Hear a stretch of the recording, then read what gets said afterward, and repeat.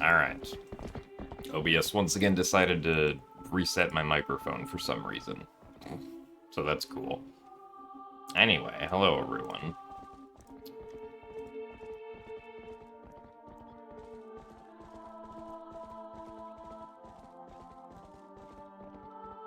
Alright. Hope that everyone is doing well today. Hello, Boss Lady Trey, Rhapsody, Lug, Waferlink, Anto, and Vedenjakaja. Thank you guys for the good luck. Also, thank you very much, Blood Isaac, for the 54 months of Prime. Thank you very much for your good luck as well. And thanks for the continued support of the speedruns.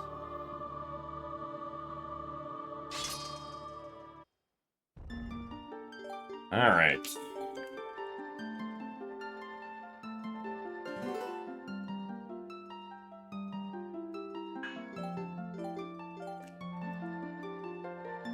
Just gotta delete our files first.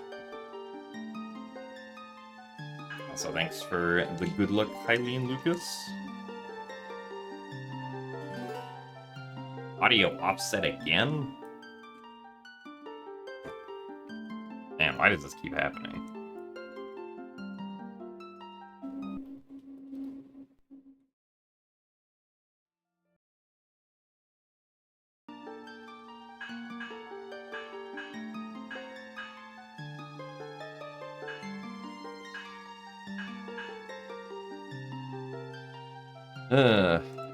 Audio.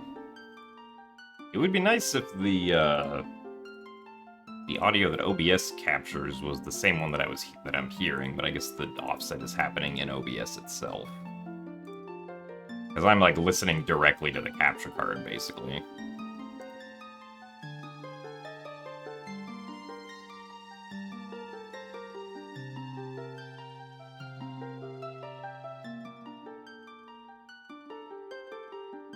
Also, thanks for the good luck, Ryuchia. Alright. Off we go. Also, thanks for the good luck, Lyoko.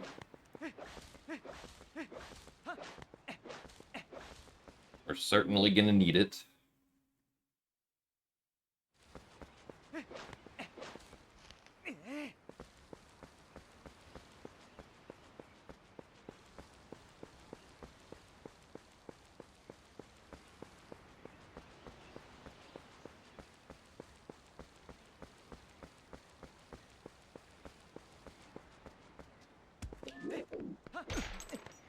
Add gate.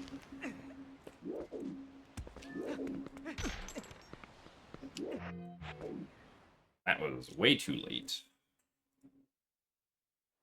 I also just kind of missed the X input there.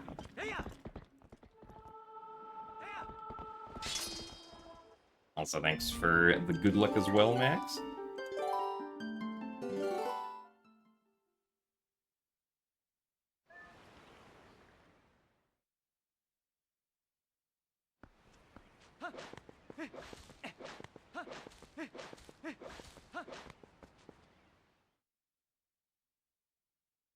And thanks for the good luck, maybe hero.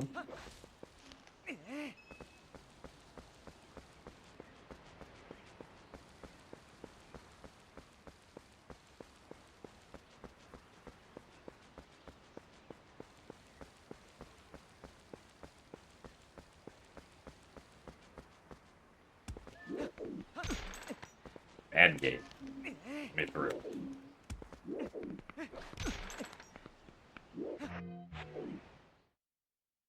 Ah, that might have been early. Oh, no, that was correct. Okay. Sure.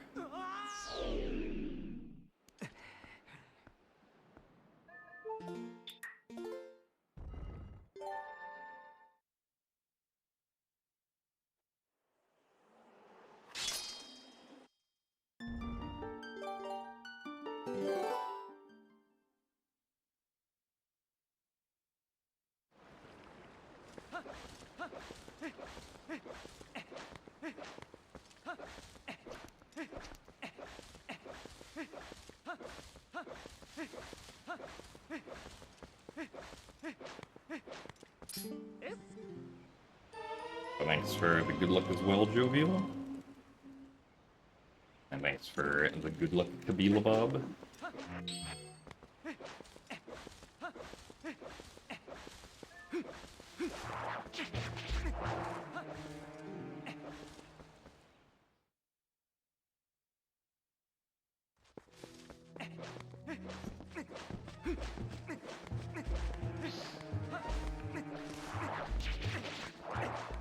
Man, those were good rolls.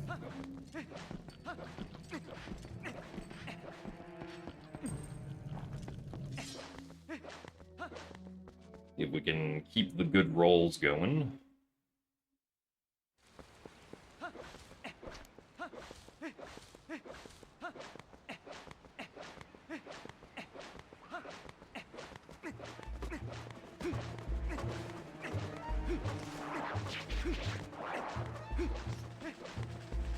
Ah, darn it. I missed one. And it was on the slope.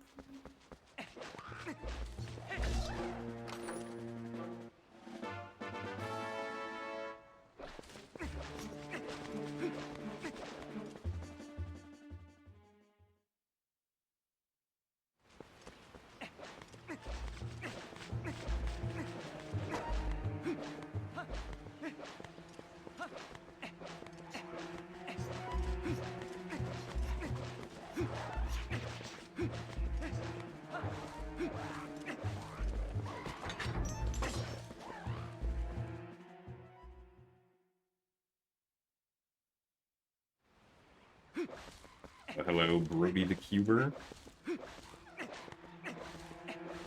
Without audio during Zoom class. Nice.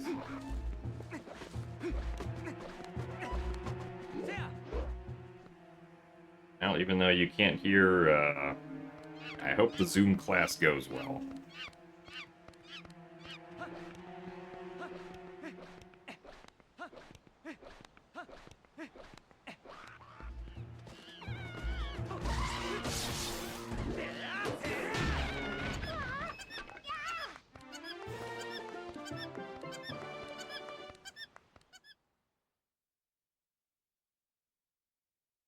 Did not see what cage break time that was, but I think it was like...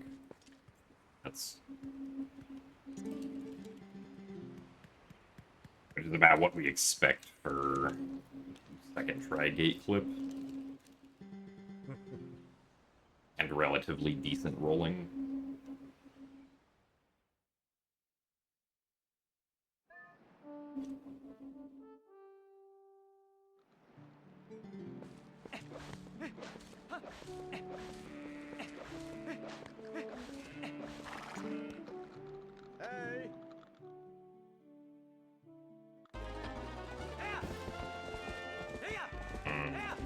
What the... Huh? What the heck happened here? That goat was, like, completely invisible, almost. And is now all the way over here.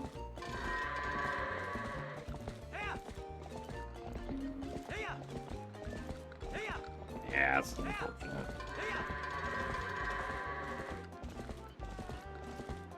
I am so confused about what happened there.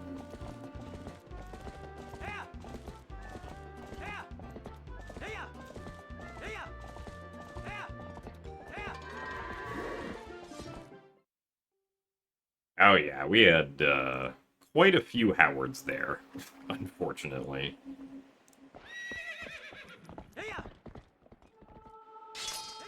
Also, thanks for the goodest luck wafer link.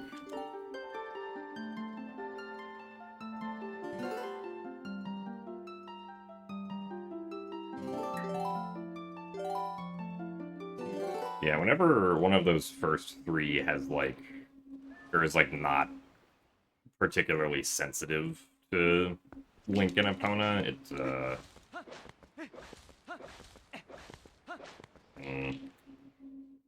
kind of be a little little difficult to get them to go in the right direction.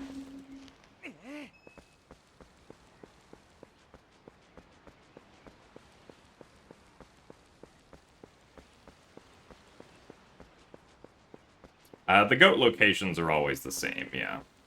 The thing that's random is how sensitive each goat is. So, like, sometimes, the goats, or like, sometimes an individual goat will be, like, very sensitive to Link and Epona and will, like, run away immediately if you get anywhere close. But sometimes they're, like, basically not sensitive at all, and, like, you can approach them and they'll just kind of, like, slowly turn to one side. Unless you whoop them, in which case they'll actually start running.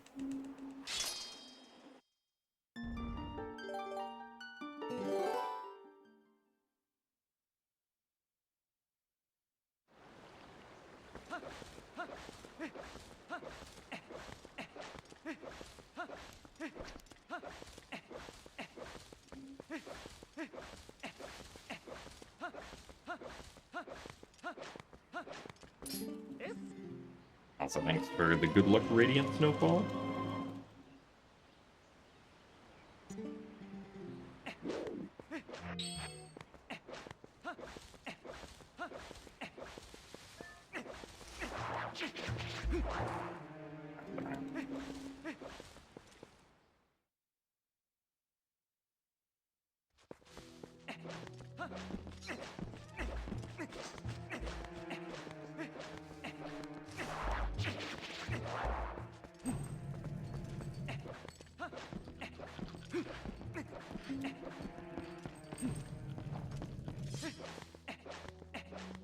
But yeah, the RNG is deterministic, so if you do things the exact same way every single time with the exact same seed, you'll always get the same RNG.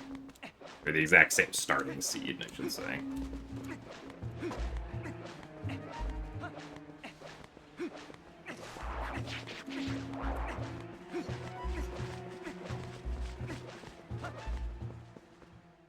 Also, congratulations, Matt. You are definitely first.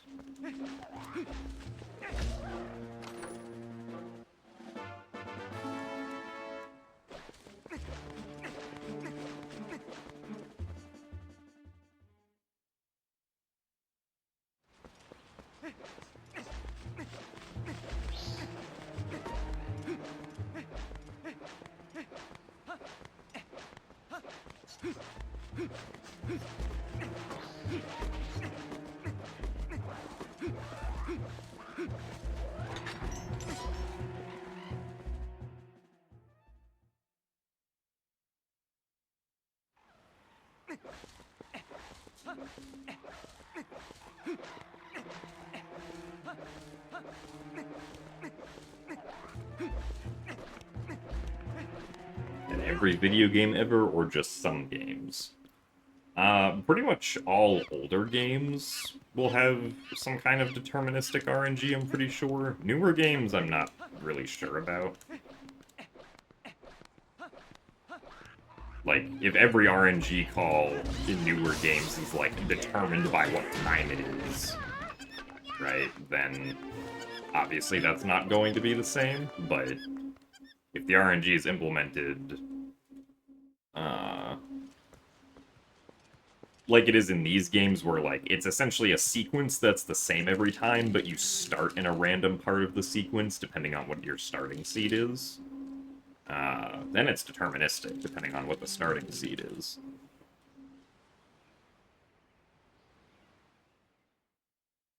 But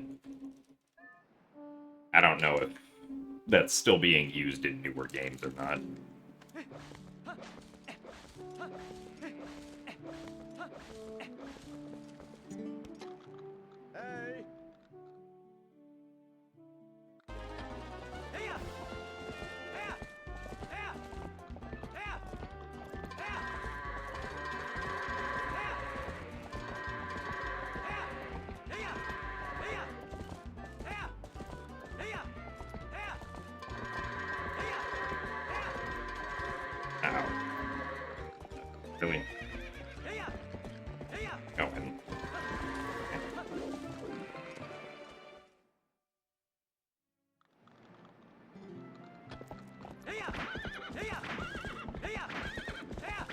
Well, where you are... So usually for... Like, for actually seeding the RNG when the game boots up, the game will use the system time to determine that. But... Like, I know that for Wind Waker specifically, the RNG is just seeded to the exact same value each time. Like, Wind Waker, you always start with the same seed.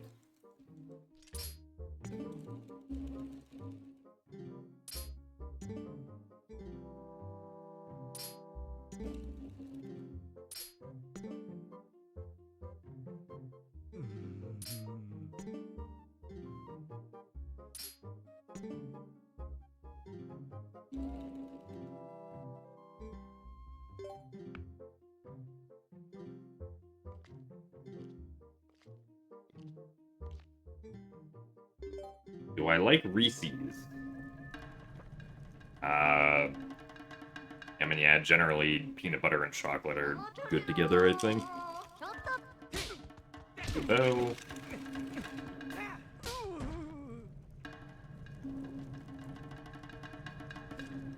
Ah, yes, Beast got a 323.59 yesterday. I think it was.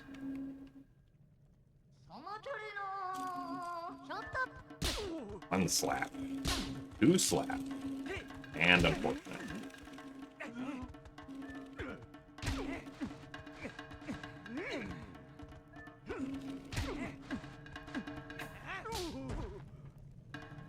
I tried the new Reese's and Oreo collabs. I can't say that I have, no. Considering that I do my shopping at, or my grocery shopping specifically at Trader Joe's, which doesn't really carry those kinds of brands.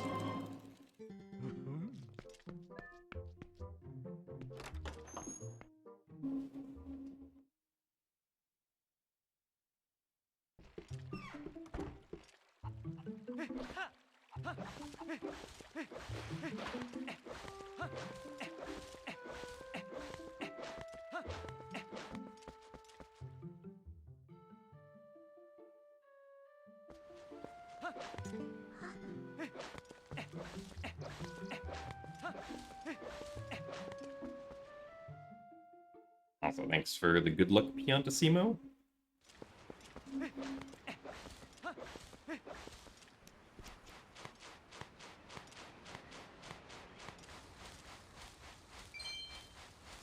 Yeah, I mean, I guess I should also clarify that, like, RNG is not, like, directly determined by inputs, right? Like, your inputs are not being used to determine what the RNG values are by the game. It's just coincidence that due to RNG being deterministic, right, if you give the game the exact same inputs with the same seed every time, then all of the RNG calls are going to happen in the same order again.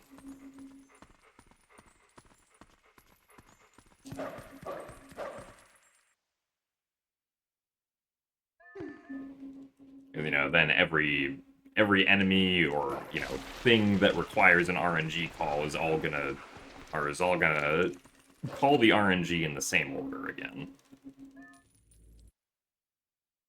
If that makes sense.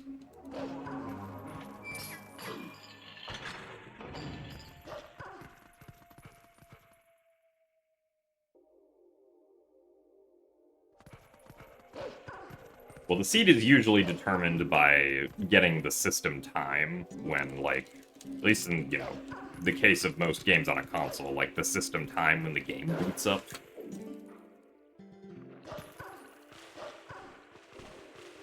Right, because the time is always going to be something that's different.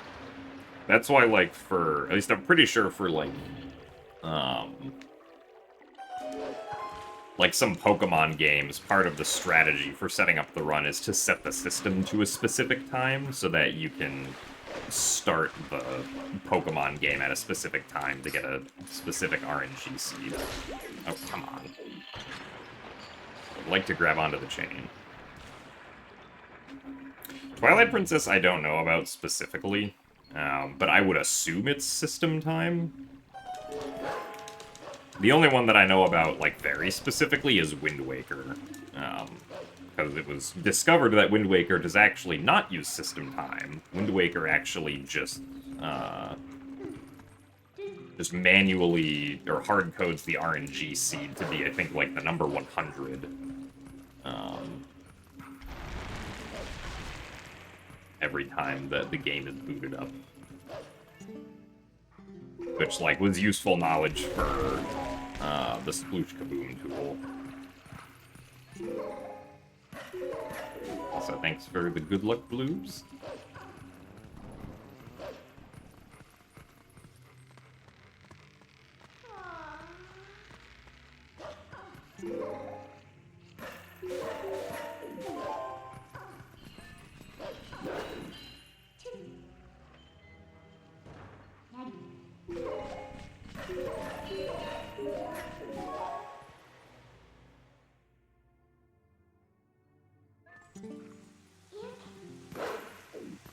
Will I ever do runs of Wind Waker 8? Probably, but I don't know when. Since I want to stay focused on Twilight Princess for the time being.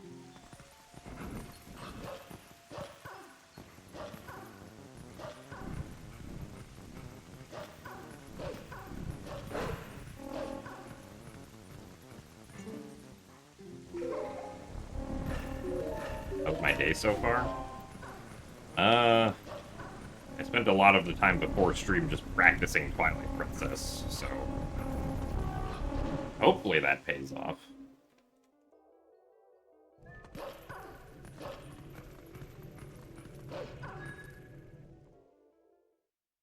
Specifically practiced Pogate, Skip, EMS, King Bulblin, and Pillar Clip.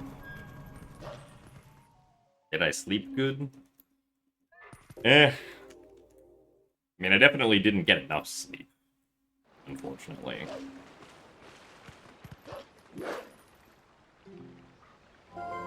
My body decided that it was not going to be tired between the hours of midnight and 3 a.m. Despite me just laying in bed trying to go to sleep.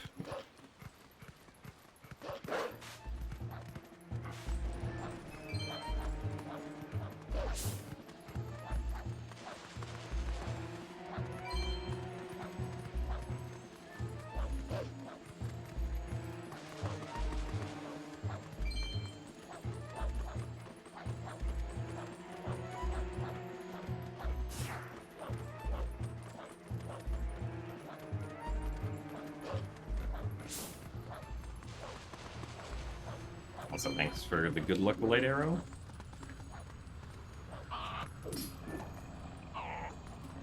Come on, Hugo.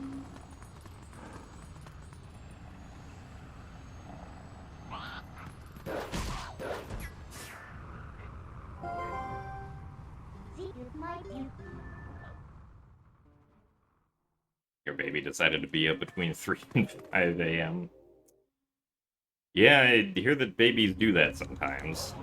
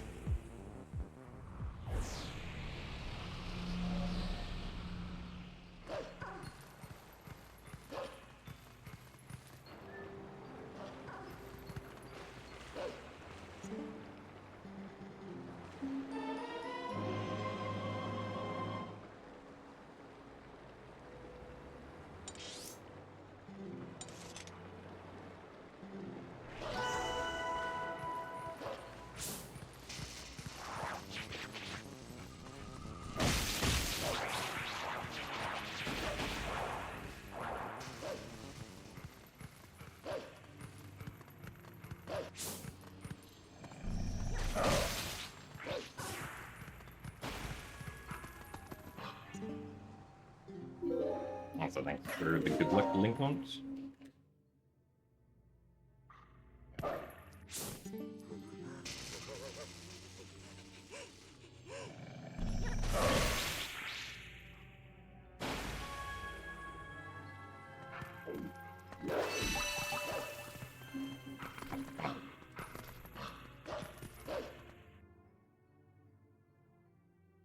I do indeed want you to climb the lead pole.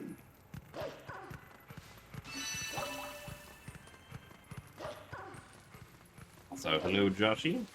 Thank you for the best of luck.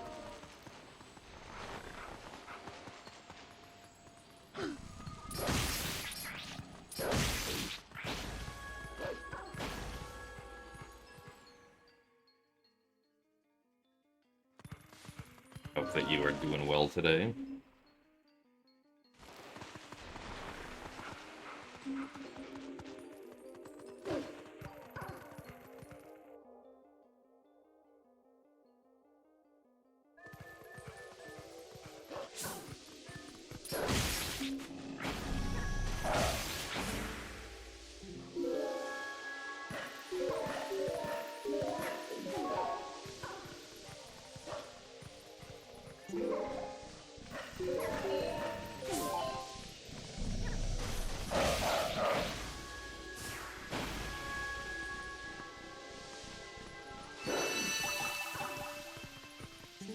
Oh, really?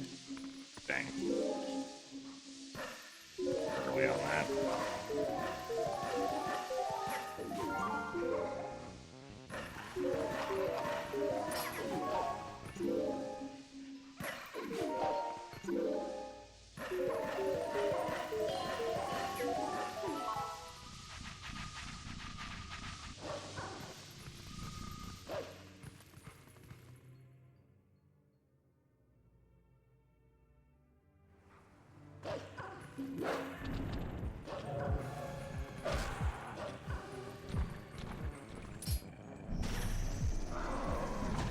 Add Shadow Beast.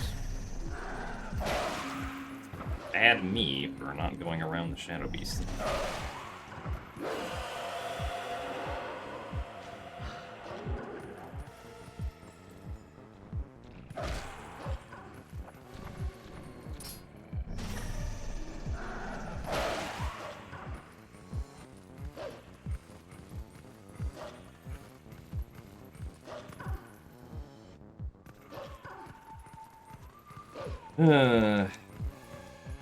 Another second try, EMS.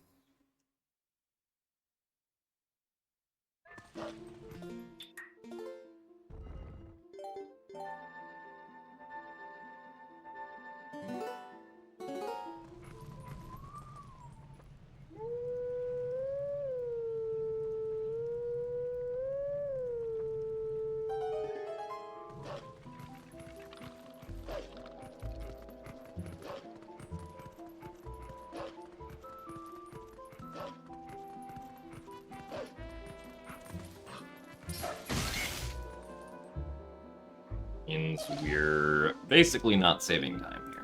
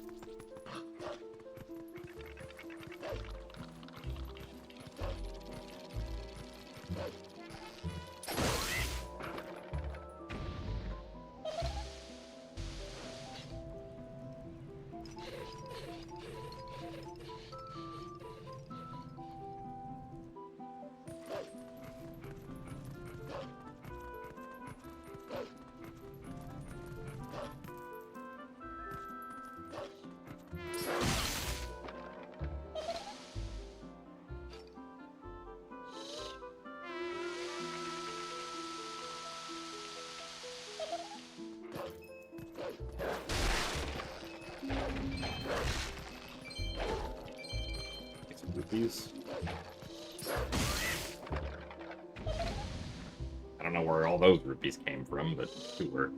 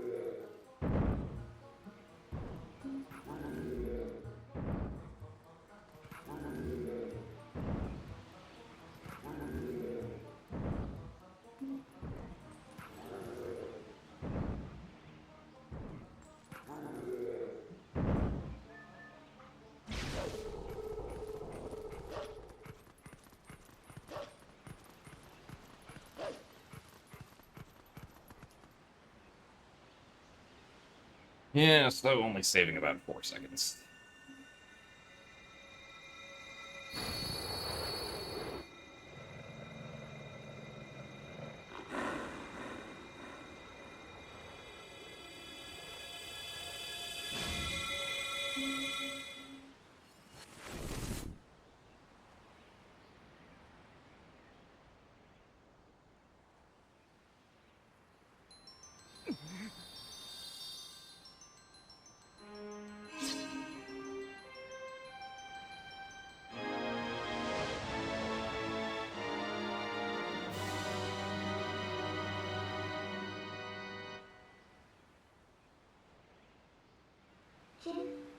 Well, I mean, generally, when I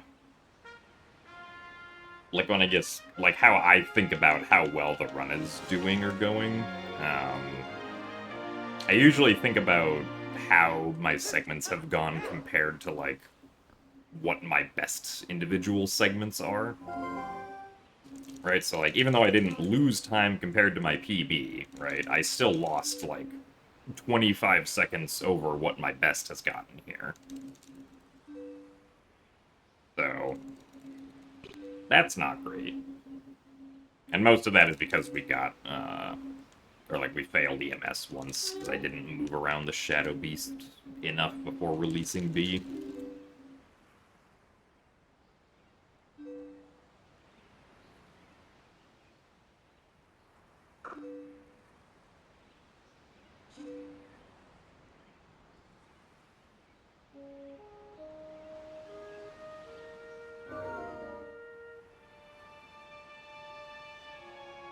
Yeah, essentially, I tend to judge my runs more so on how much time I've lost to my sum of best, instead of, like, where I actually am compared to what my current PB is, right?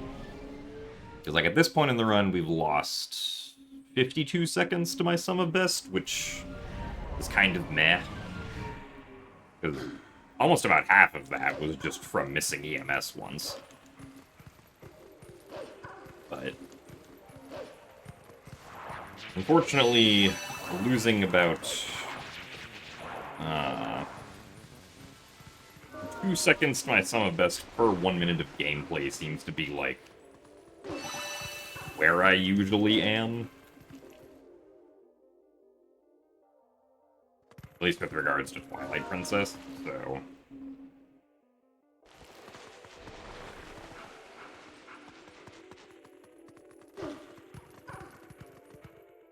It's not surprising, but, that's how much time we've lost to my best so far. Also, hello, haha.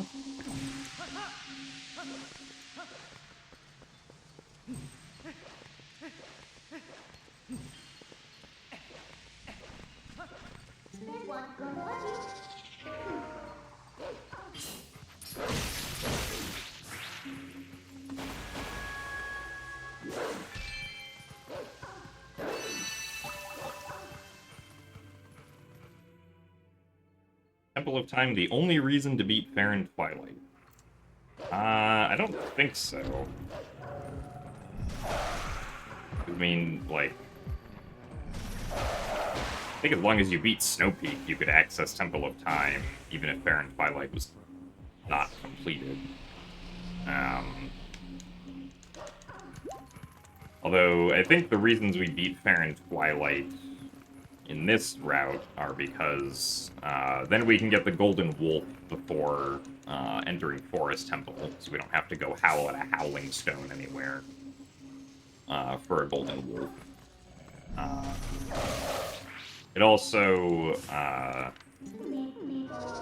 gives us the ability to do Russell text displacement.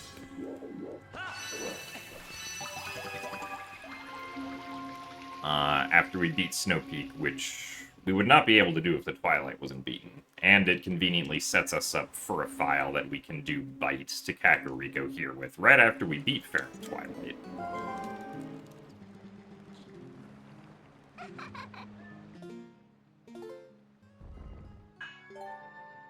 So I think those are the three main reasons. There might be something that I'm forgetting.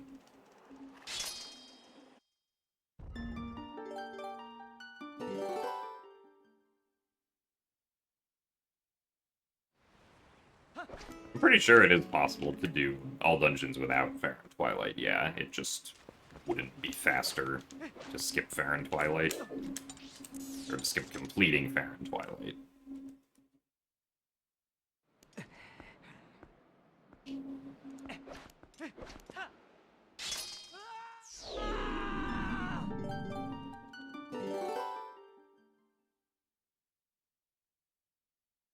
But, like, the Russell text displacement, like, isn't needed for, like, any percent, right? Because the text displacement we use in this category is for getting into Goron Mines.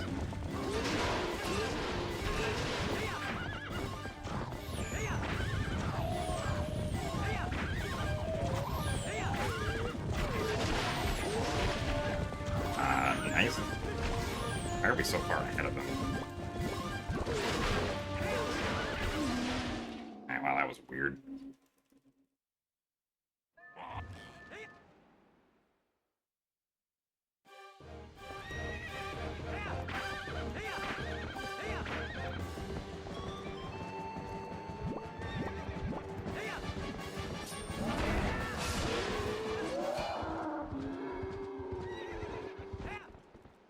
Also, morning, Brandino. Thanks for the good luck.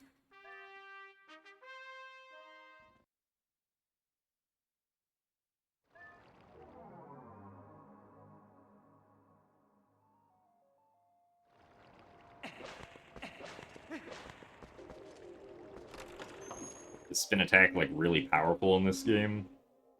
It can be depending on what enemy you're fighting. Like, it's really powerful when you're fighting King Bulblin 3 and 4, because it'll hit 3 times per spin attack.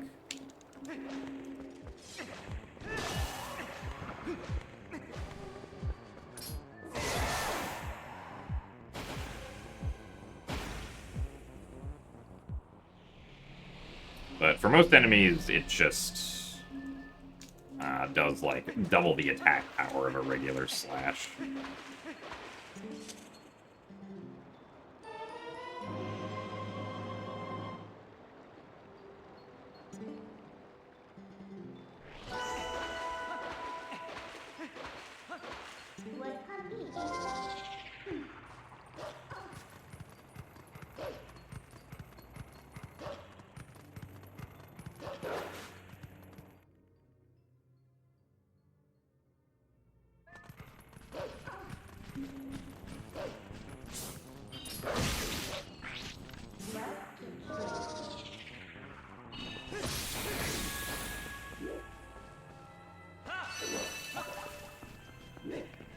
Come on.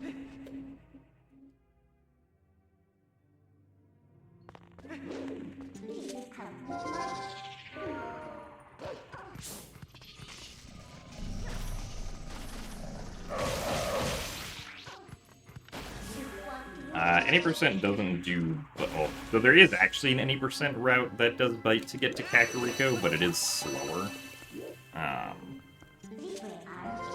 Than not using bite, because any percent has to get map warping in Kakariko Gorge, which all dungeons doesn't have to do. Because all dungeons beats Temple of Time, which allows us to skip getting map warping. But any percent does not beat Temple of Time, so it can't do that. So it has to use map warping to warp the cannon to City in the Sky, which all dungeons does not have to do if you set it up like we're setting it up right now.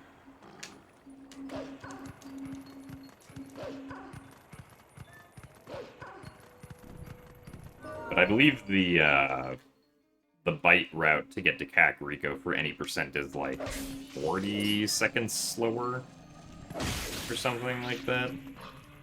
So, like, it's kind of comparable, but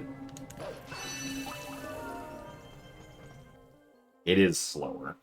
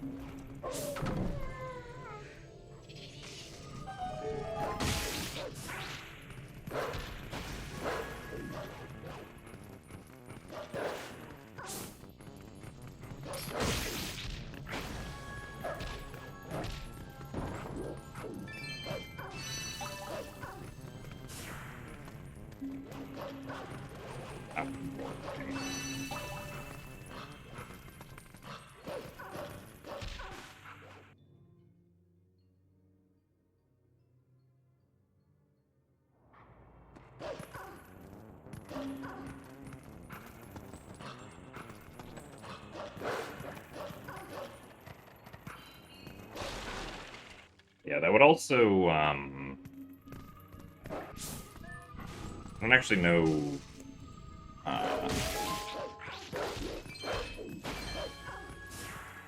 what exactly the bite route entails. I guess I wouldn't think that the bite route for any percent would complete Fair and Twilight, since you can already have a file for doing bite by just save warping after bow.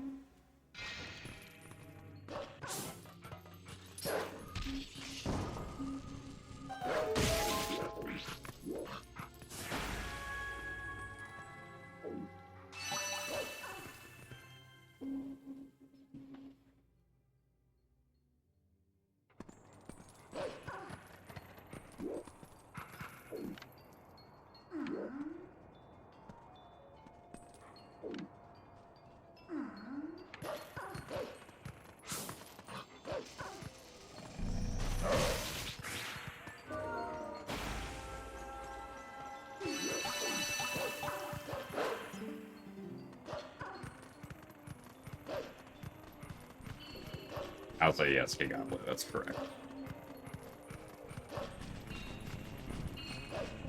Well, okay, either beat Temple of Time or do... what is it, like 120 frame perfect inputs in a row?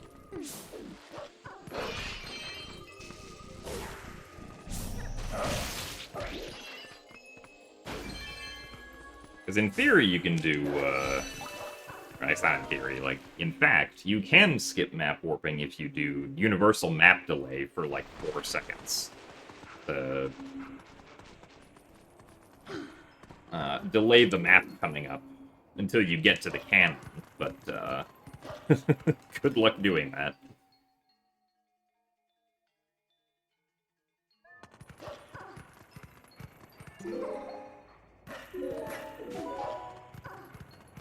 Also, thanks for the good luck face, Scarlet. You used to tell your dog, no bite. Oh, yeah, sometimes, probably don't want your dog to bite certain things.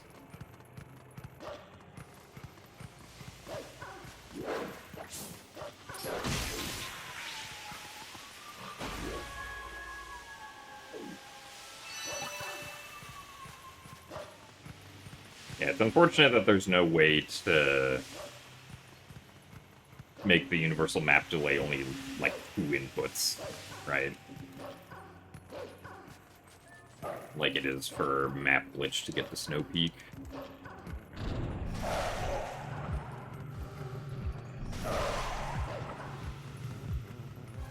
Oh my god, what is happening? Okay, well, that was really slow.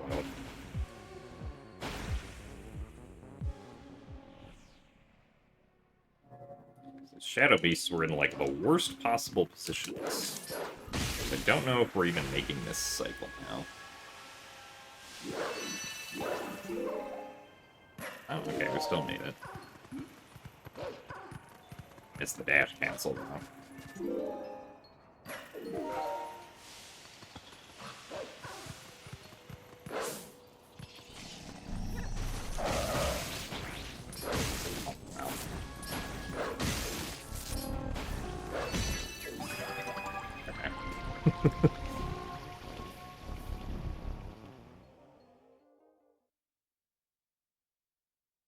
Your cat seems interested in going out into the thunderstorm.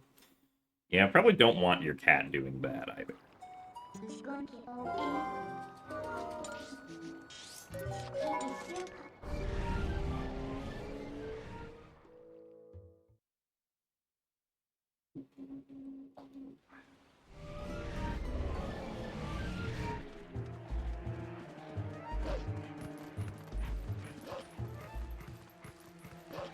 It does indeed take 40 minutes to enter a dungeon, but...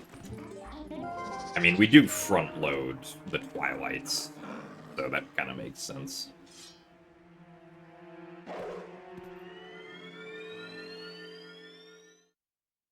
And EMS, yeah. Well, I mean... even if we didn't do... and Iron Boots, yeah.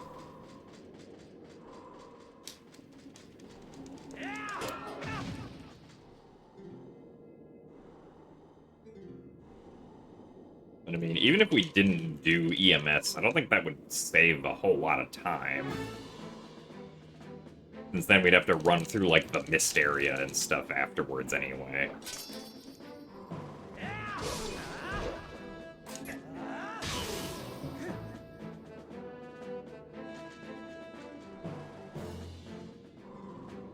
Like, the detour of doing EMS pretty quickly saves back all of the time that it takes to do EMS.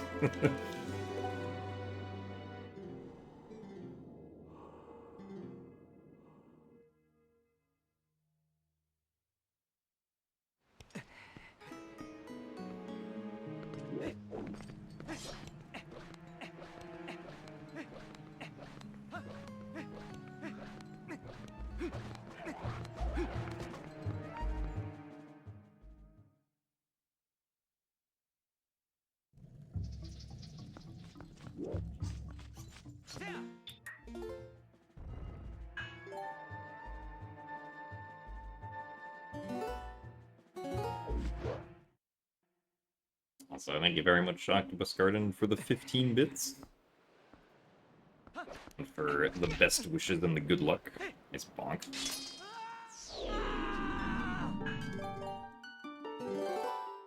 I'm doing pretty good. Going to maybe get a Twilight Princess All Dungeons PB for once.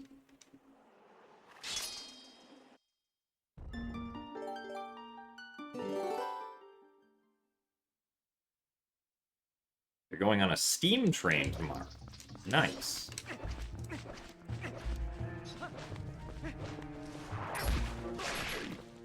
I hope it's fun.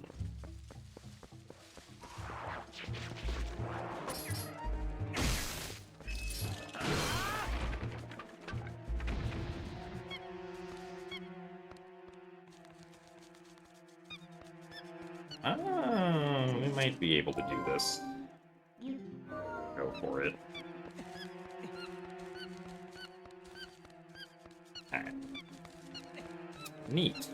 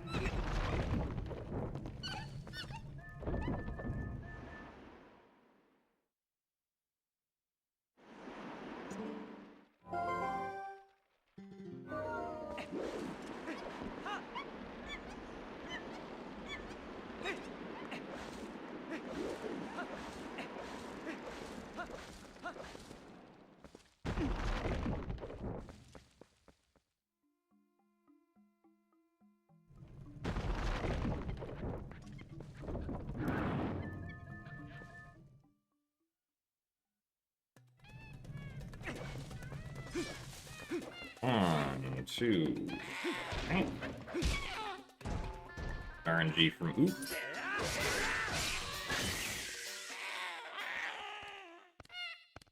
Wind Waker, do I think there are 20-ish identical beetles or one beetle that follows you around everywhere? I believe the implication is that it's all the same beetle. And that beetle does not have, or that there is not like a family of 20 beetles sailing around the great sea.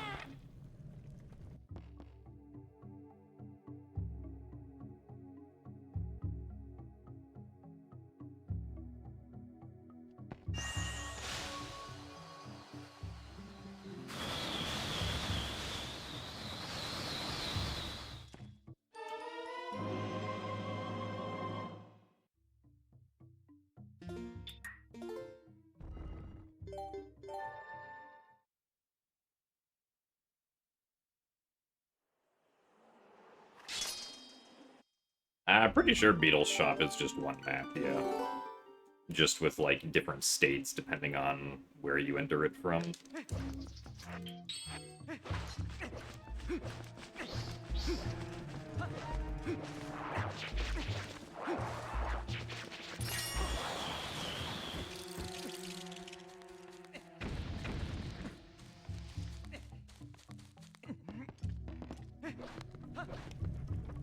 Is the beetle that wears armor and sells the bottle and heart piece a different beetle? I mean, I don't think so.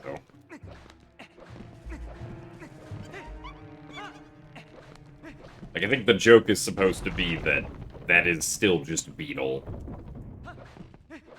He's just wearing armor for some reason. And has a slightly different ship.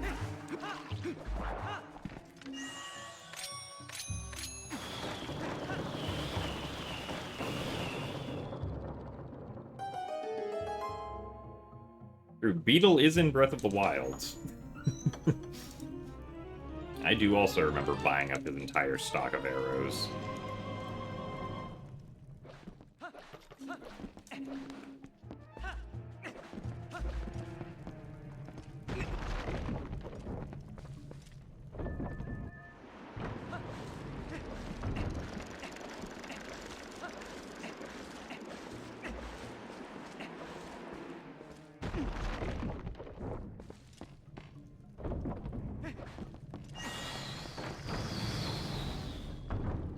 I mean, Beetle's in Wind Waker, Phantom Hourglass, Spirit Tracks, Skyward Sword, Breath of the Wild. I'm pretty sure he's in Tears of the Kingdom, but I can't specifically remember. I don't know why he wouldn't be.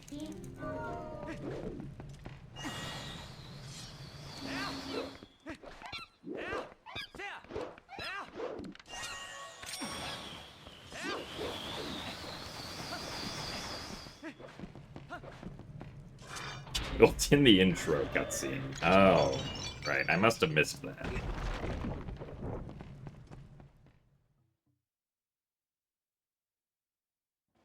Maybe dehydrated Ganon fell on him or something.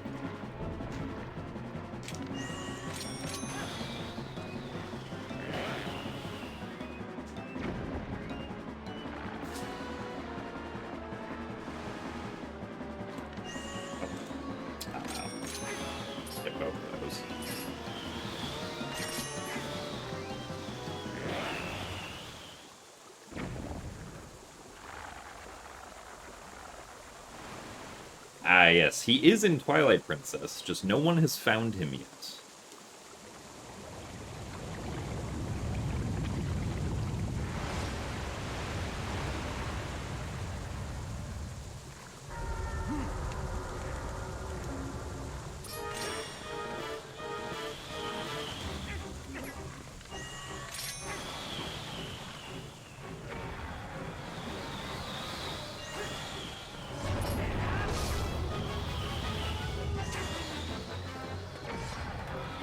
Interestingly, the Wind Waker item models are actually still in this game.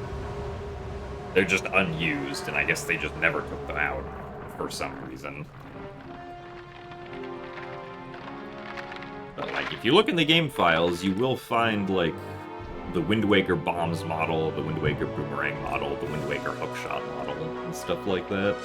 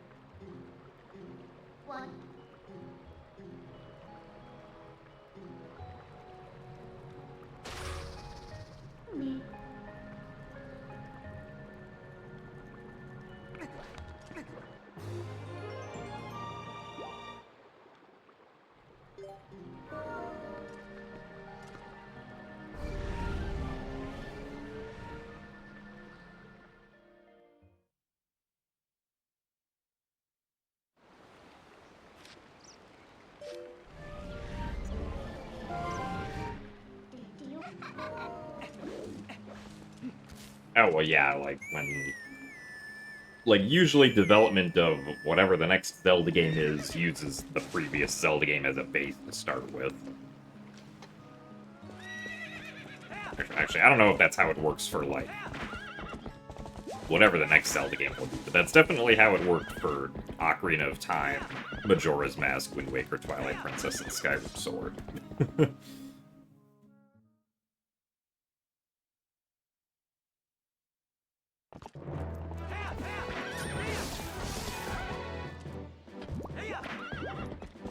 Ooh, hearts.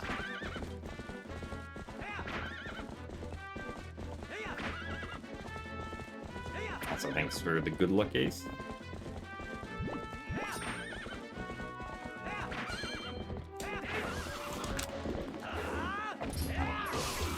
Get out of here.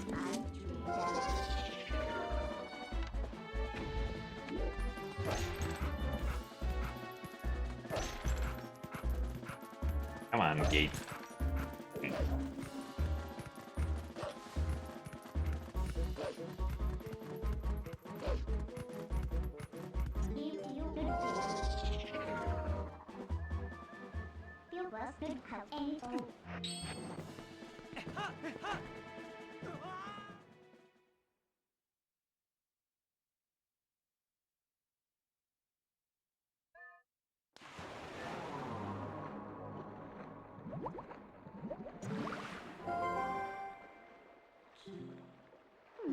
For the next Zelda to keep with the Breath of the Wild / Tears of the Kingdom style.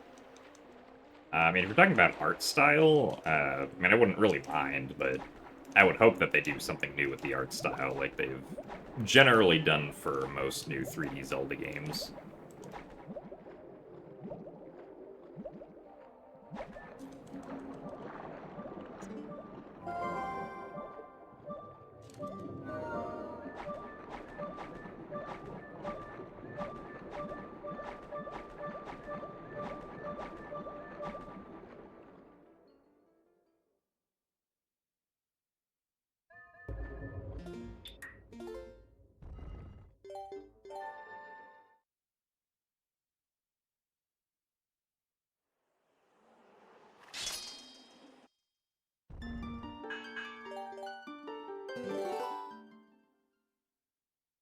I think they'll ever go as dark as TP again.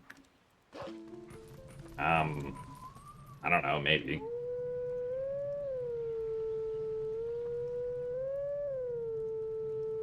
I cannot predict the future, so I don't know.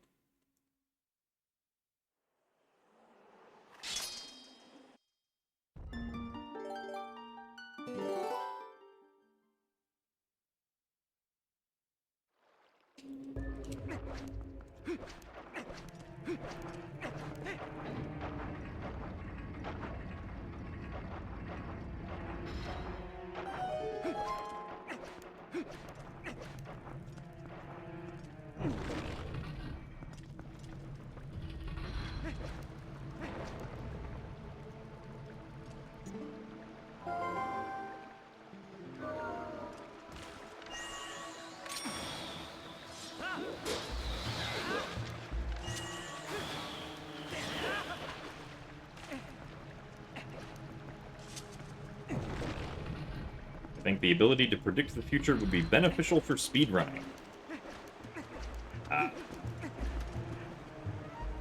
Probably, yeah. I mean, it sounds like it would be beneficial for a lot of things.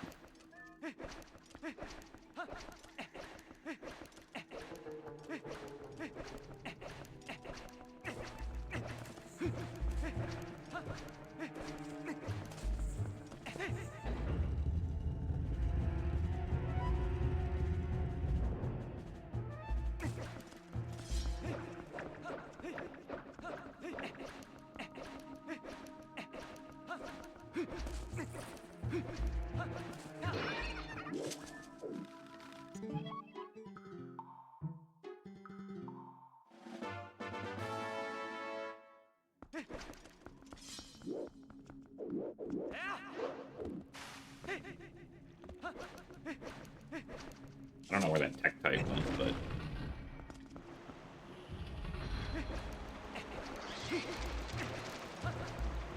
Also, thanks for the good luck, Heimlich. If you look into the future and see that you'll never PB. Like, ow. Well...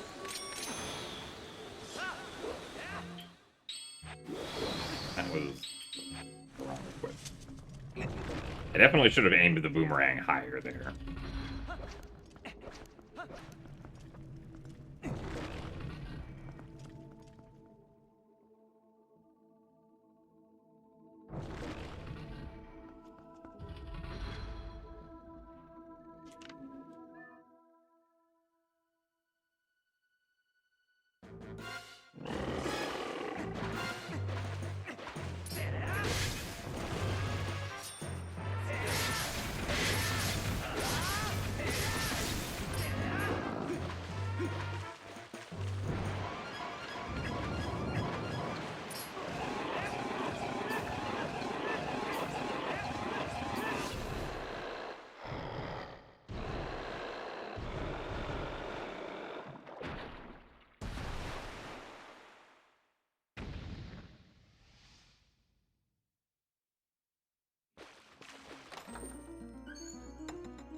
Not too surprising that we're losing time here. Not very much.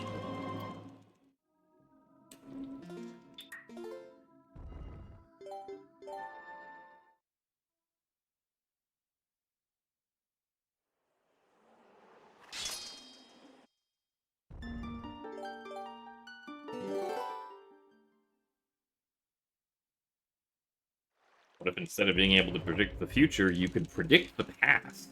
Oh. Well then, I'm sure,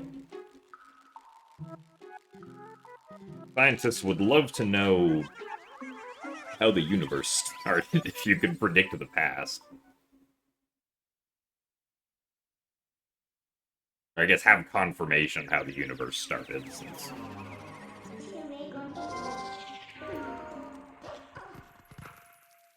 Are only ever going to just be theories for the most part.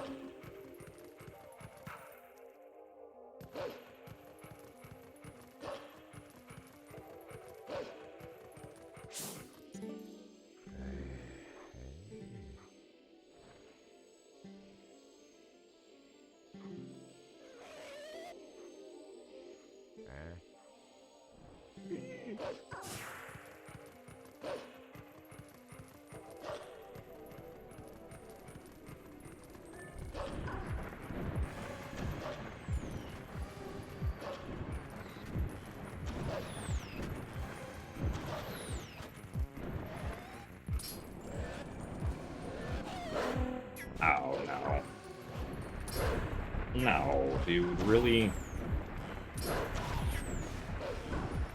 How the heck did this happen? I'm so confused.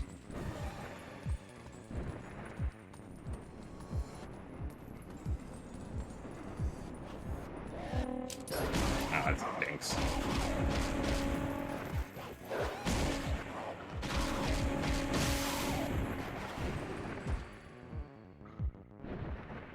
And we're not going to save time on this sim. Because of stupid reasons. We lost 20 seconds for.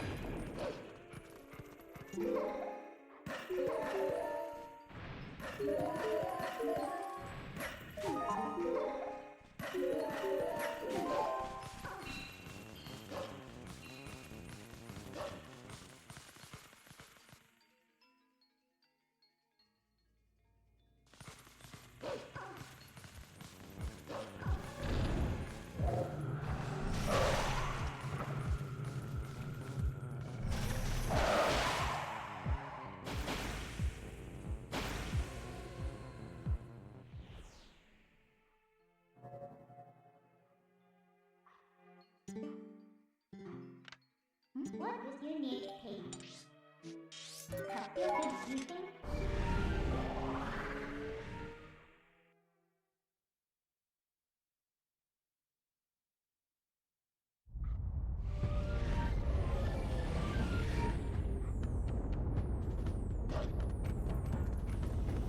You need use this.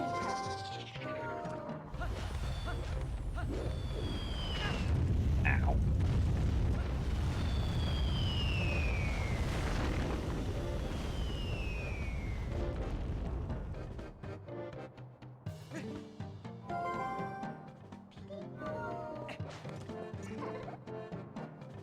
Curate any old issues. What you need.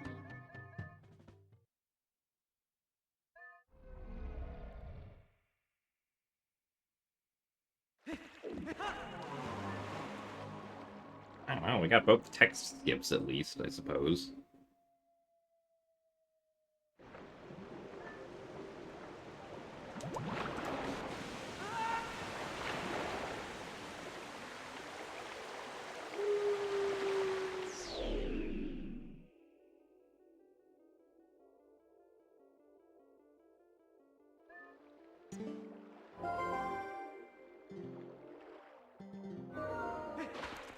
You need a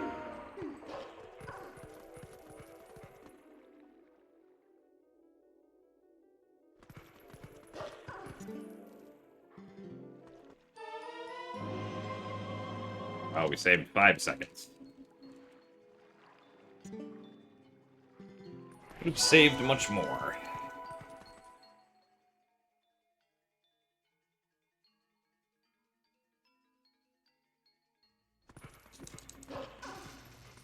Yeah, I mean, at a certain point, if someone's track record is good enough for predicting things, you would probably just start believing them unconditionally. Like, well, the last 100 things this person predicted turned out to happen. And they were never wrong, so...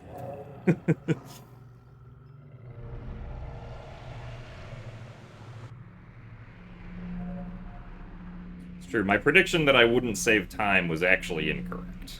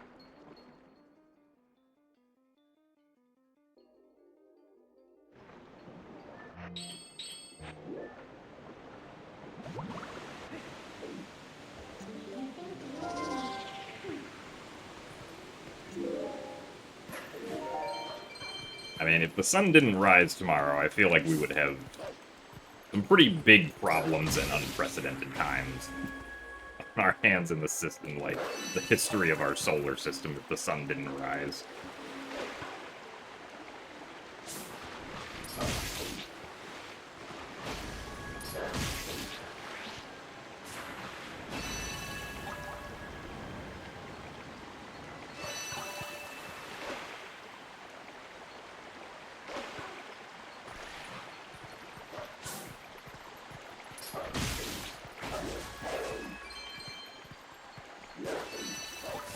Surprised that clocked with the tier.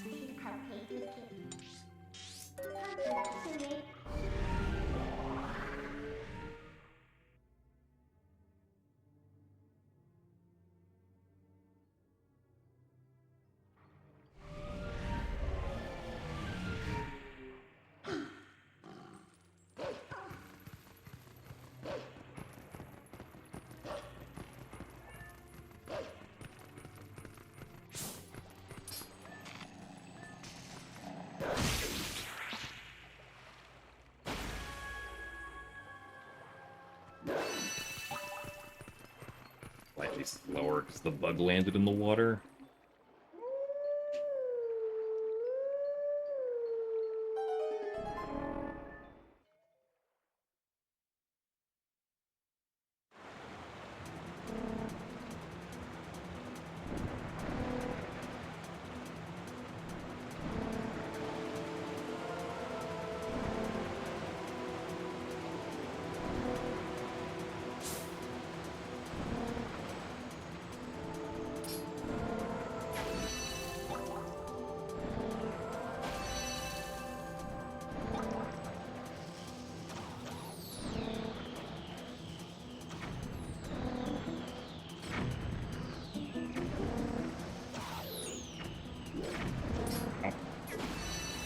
Almost missed that bug.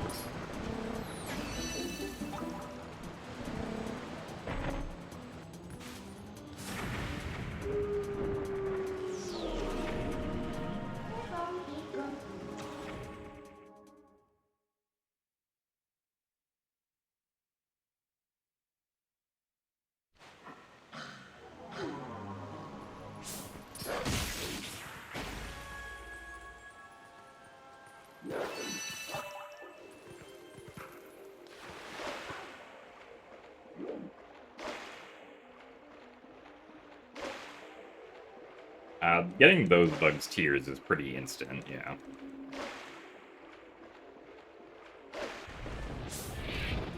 Come on.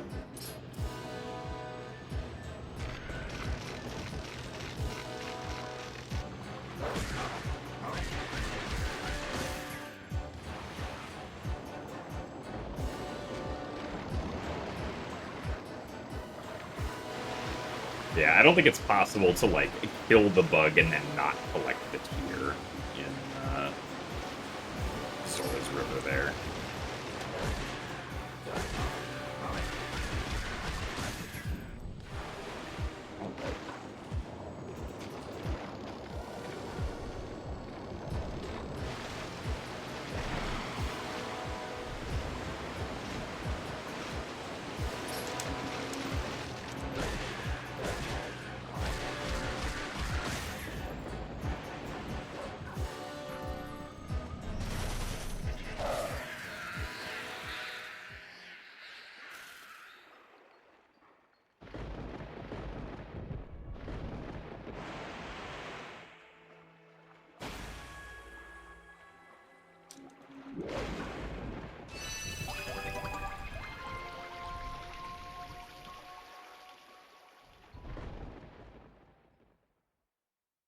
We made it to the good part of the run. Yeah, Twilight section's not the most exciting part of the run.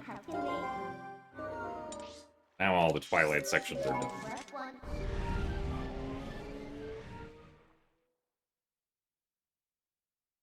done. Yep, pretty much everything that's left is just dungeons. I guess you have Midna's Desperate Hour, also, which is not a dungeon. It's just a sequence you have to do.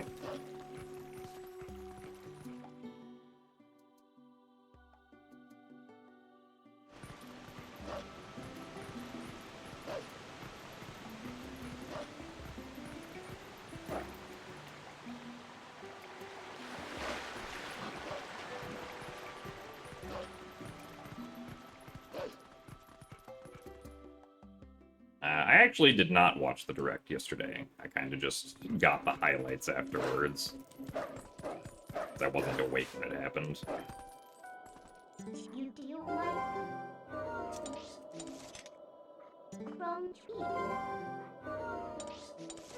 Wait.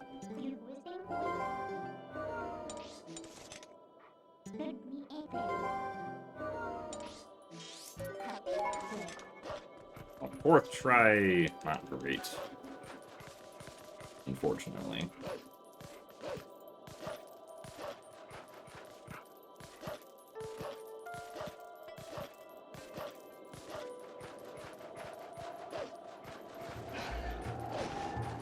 That's right, they have the new Virtual Boy headset.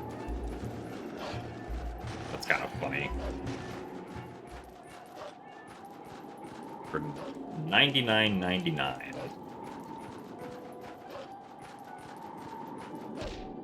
Really? Oh, come on. Get up there.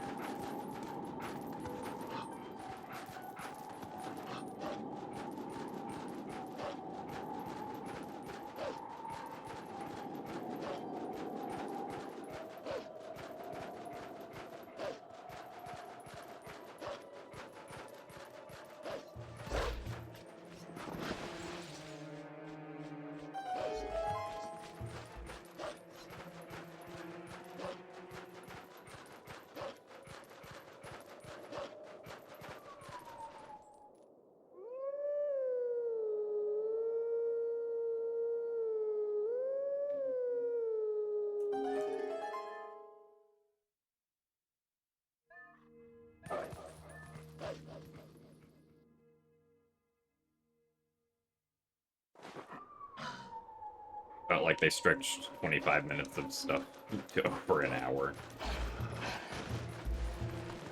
I mean, yeah, like... I was mostly just concerned with, like, what release dates of things were gonna be. Like, specifically what the release date of Prime 4 was. We now know it's December 4th. I think that's what it was. Really?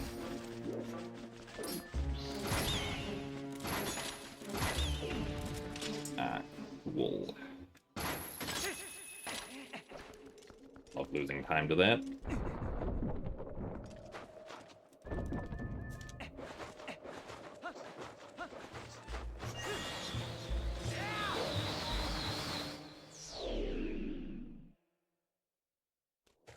No, the bite in the howling area was just an accident.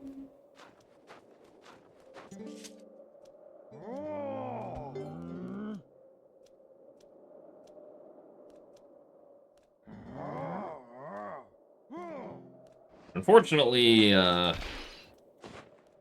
definitely losing time on ball and chain now. Probably at least, like, 20 seconds minimum.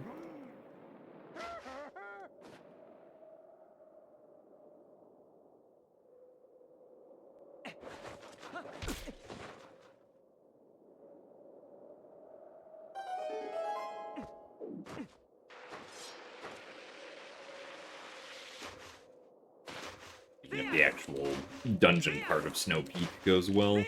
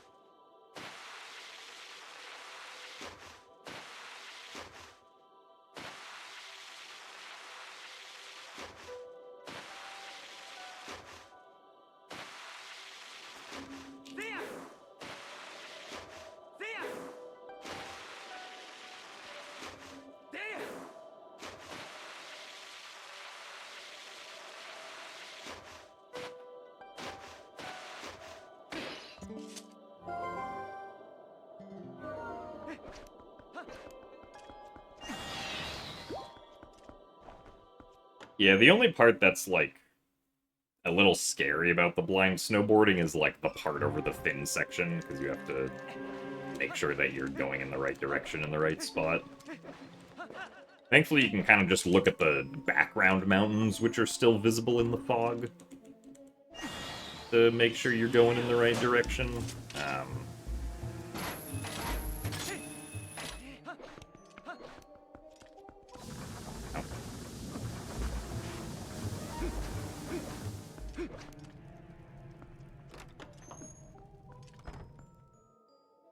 But other than that, yeah, it's not too bad.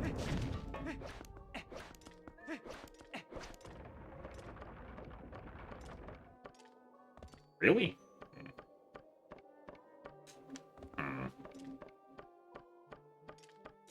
There you go.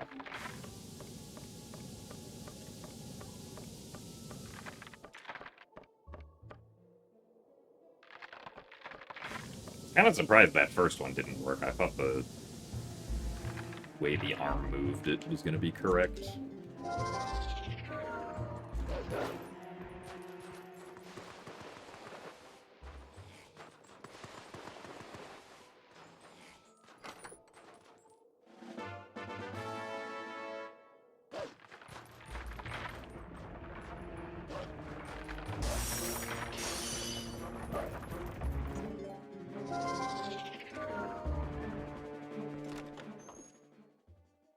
So thanks for the good luck, Coolius.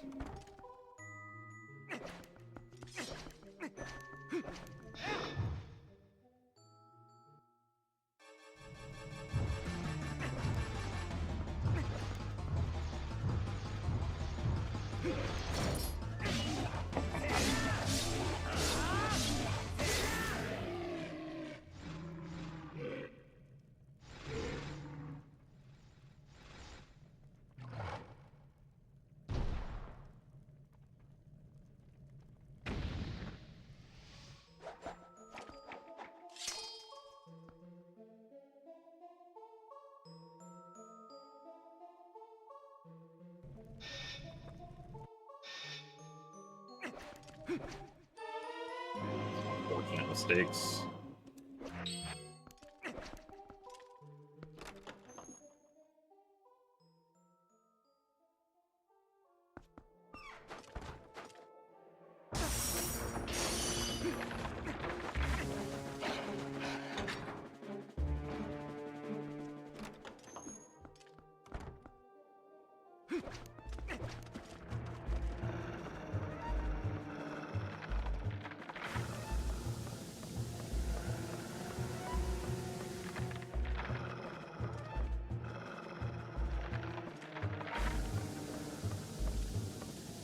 Need to play casually soon. You've only read the manga.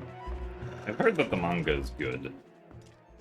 I think it's actually the only Zelda manga that I haven't read, because I read at least all the ones that were out at the time when I was, like, a teenager.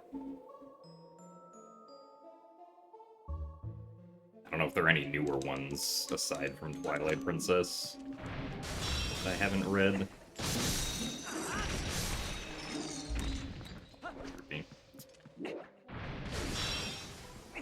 Actually, a blue rupee would be useful here.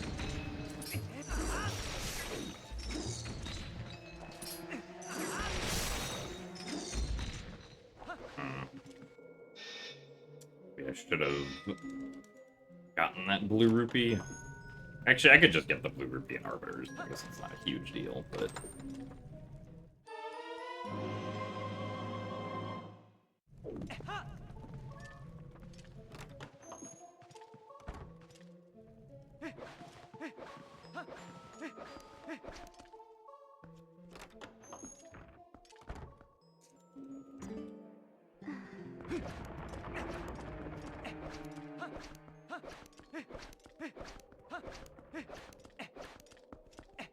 I will have to get at least one red rupee above fire.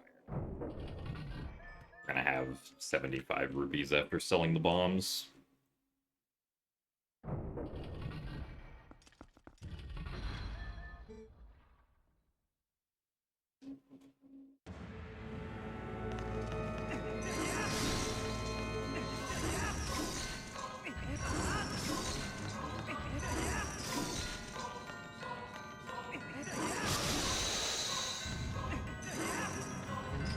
Really? Really? Little slow there, but... I guess I didn't get hit at least.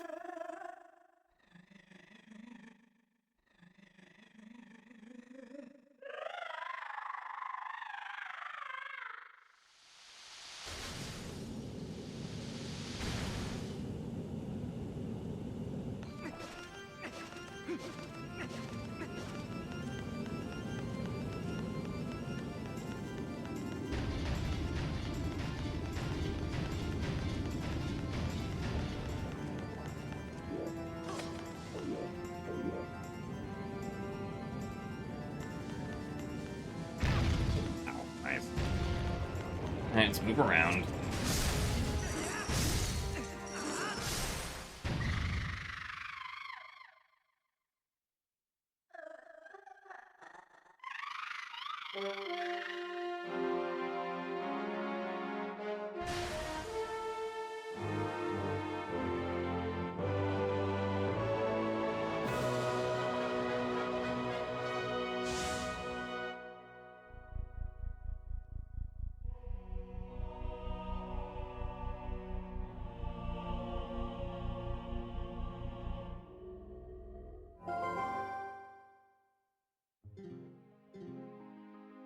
And the TV box set.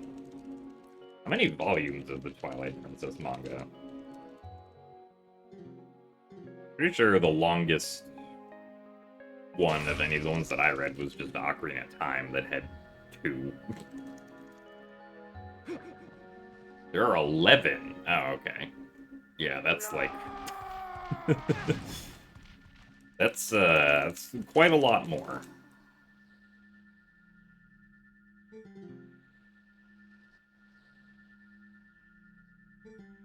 Look into eyes of Yeto. They are true beauty.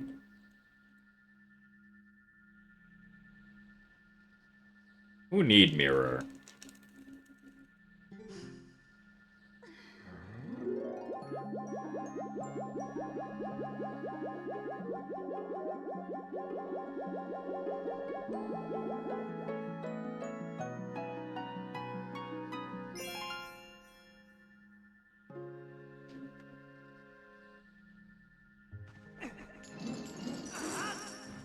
Nice. Oh, okay.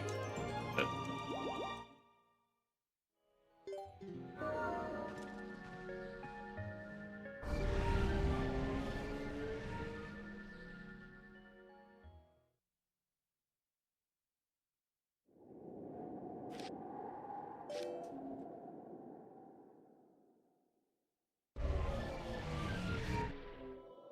I don't know, maybe I should try to skip that hard container.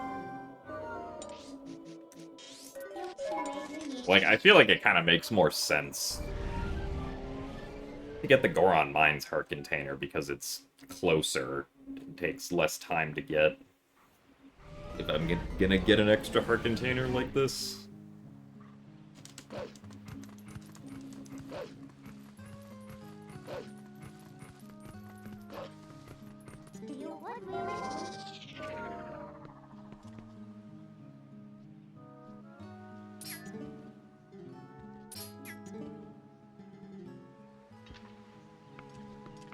Good bus you need.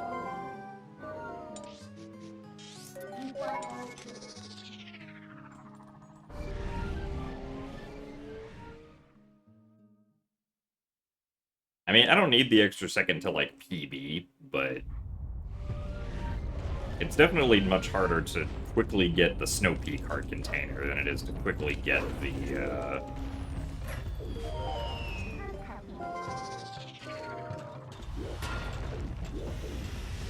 Goron Mines heart container.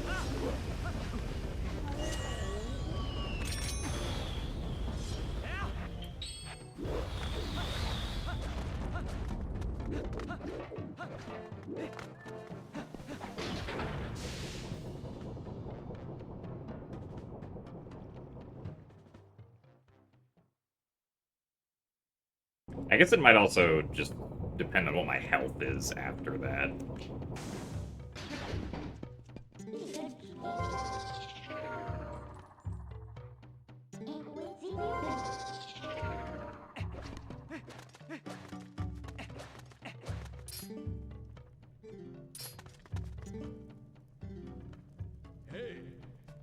Ah, yeah, all the stuff that we're doing here is stuff that we've done in previous runs. Actually, I guess technically the way that I worked away from Russell after getting text displacement was not how I normally do it, but...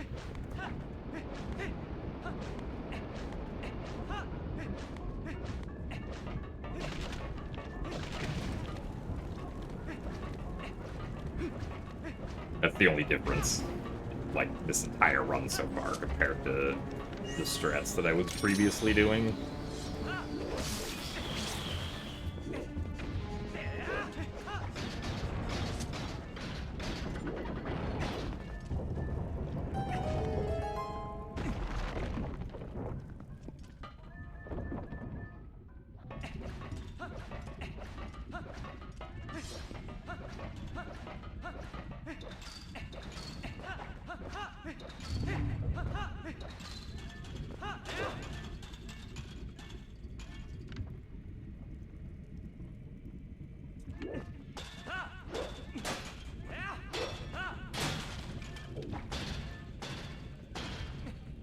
Oh!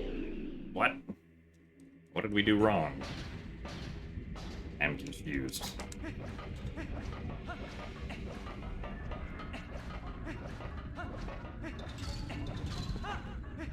Okay, well, I should have waited there. Well, this stinks.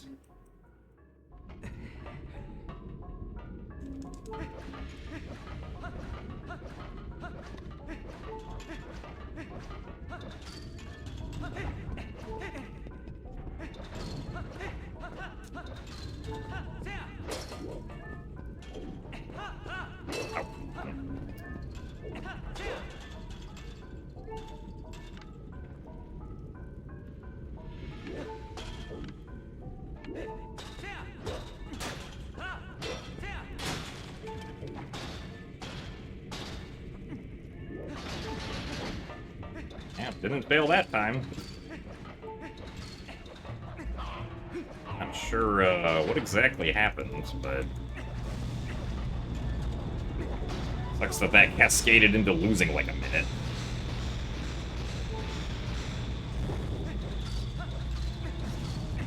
Especially when the actual difficult part of the segment went perfectly fine.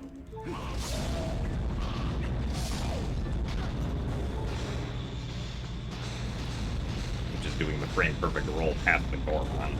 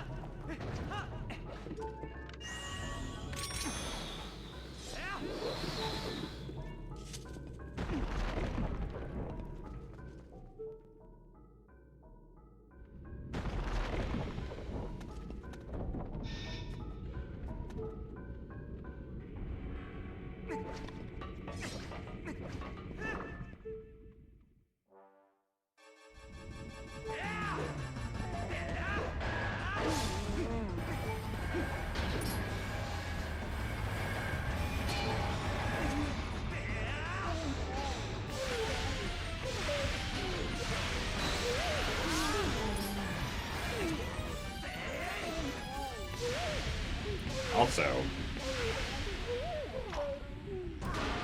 yesterday I learned that you can actually influence the direction that Link throws Dangoro. Which I didn't know. I thought that Link always just swung him around to the right, but if you hold left, he'll swing him around to the left. Which is useful in that situation where we want to swing him around to the left and make him go into the lava.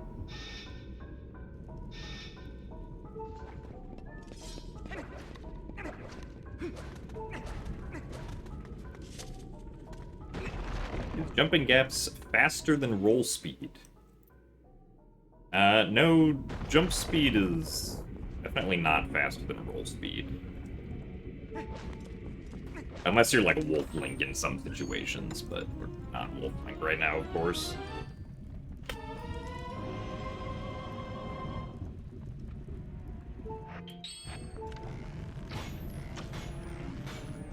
Hello.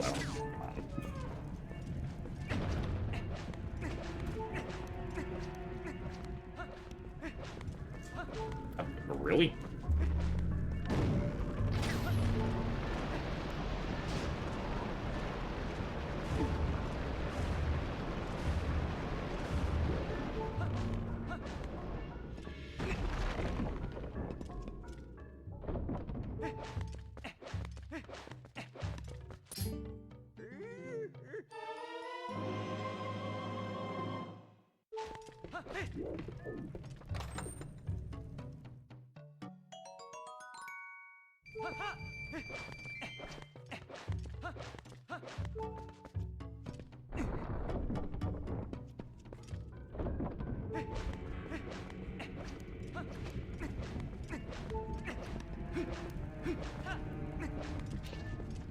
Well, when you grab Ganon with Midna's hand, the game kind of prompts you to hold a direction, so it makes sense that the game would follow your direction in that sense. Or in that situation. Ah, nice.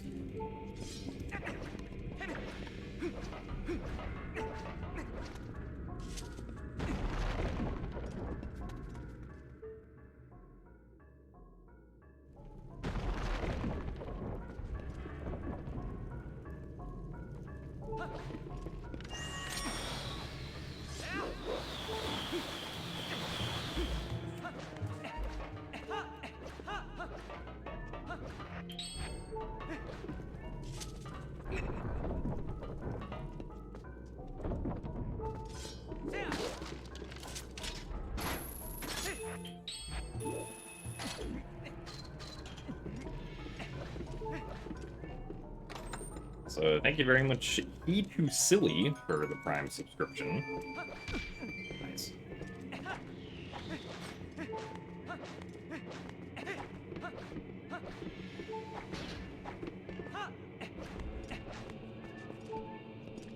Thank you very much, Guintarin, for the 19 months of Prime.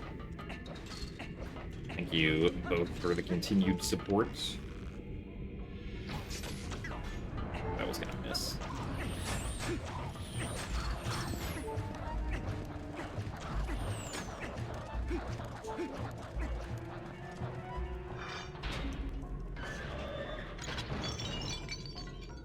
Do appreciate these subscriptions from both of you. I'm glad you both enjoy the content. Even though I'm not gonna save time on this segment.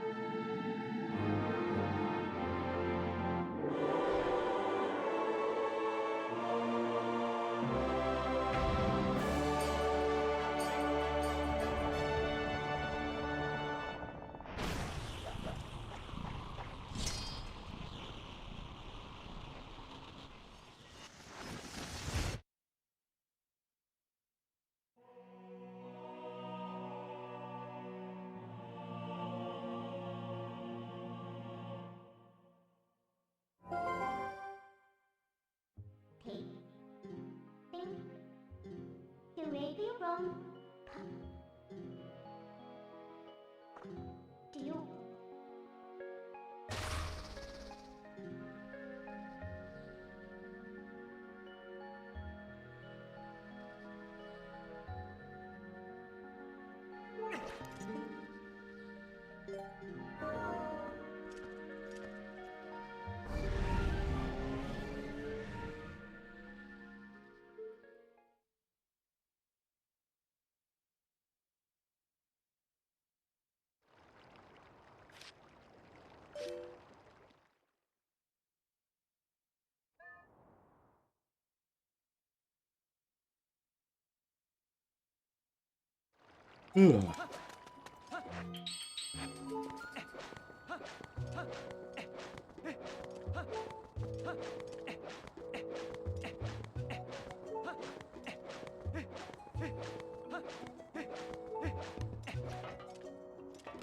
Yeah, we only have a heart and a half. I think that's fine. Morpheal eats us, that'll only be one heart.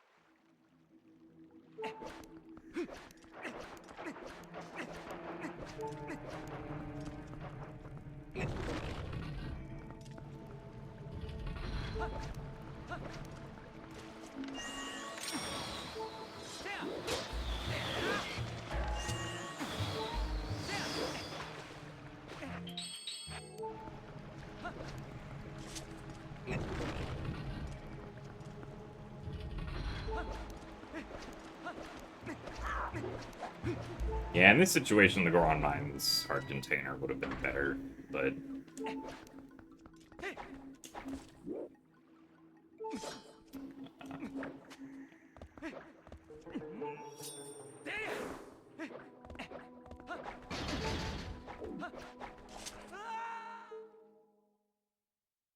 But we ended up losing 2 hearts. Because we voided out twice going for Kitty Climb. Somehow. Well, I don't know what happened the first time, but the second time we just fell in lava.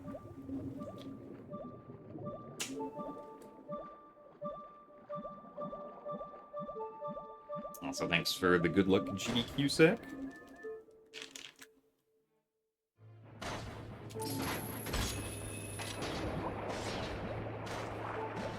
Come on. Protect your eyeball.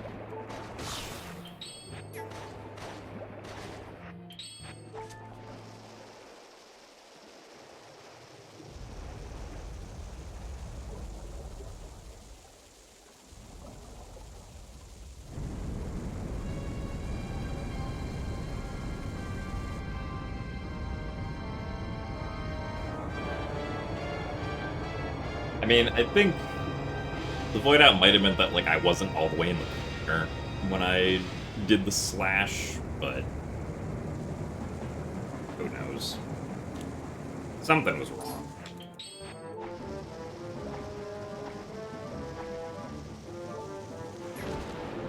Oh, right. I forgot we take damage from the bomb there. Alright, well, I have to be careful to not get eaten now.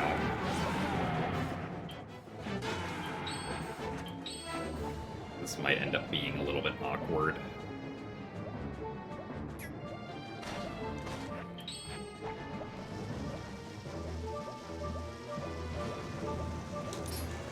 Okay, I think we should be fine.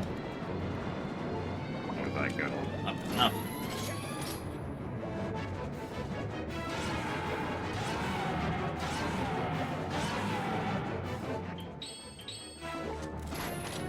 Oh, that's not good.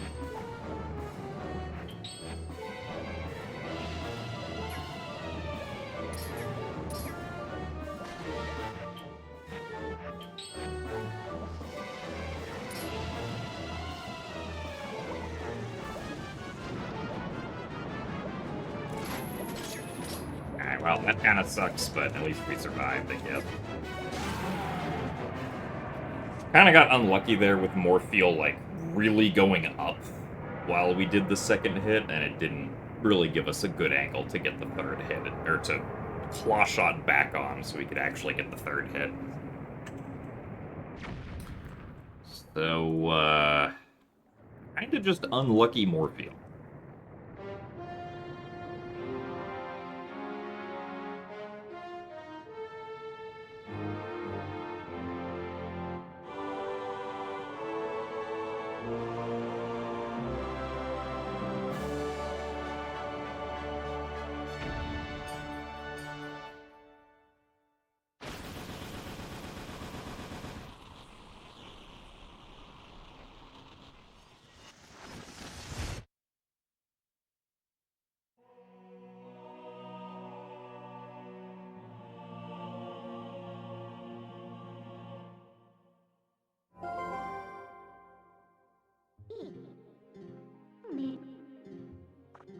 Is today the day we get PGS quickly in a run?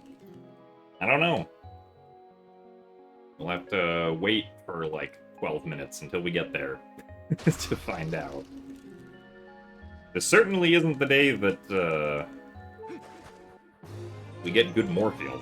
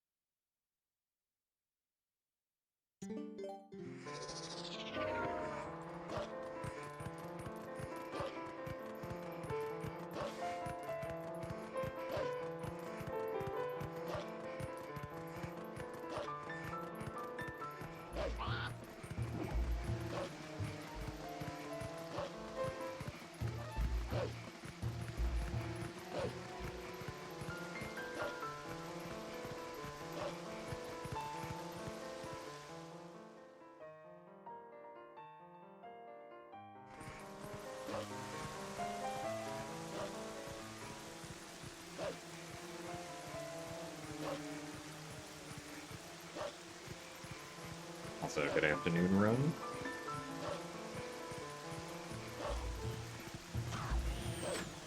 Ah, yes. We should just find Pogate Skip Skip, so that we can skip having to do Pogate Skip.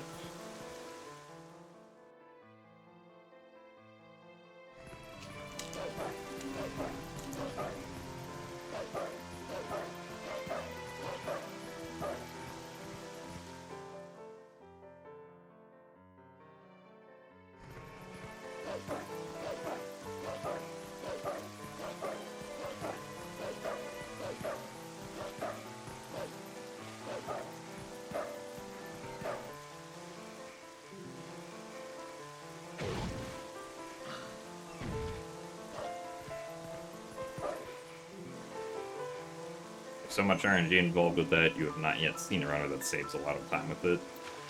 Ah, well, Beast has certainly been saving a lot of time with it.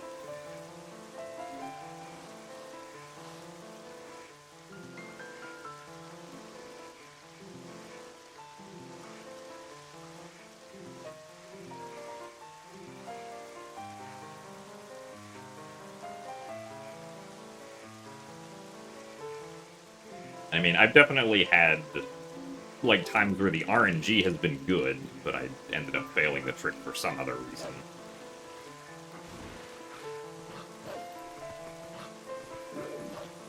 I did think how it was funny earlier today off-stream when I began practicing the trick. I immediately encountered 2 fail cases that I'd never seen before.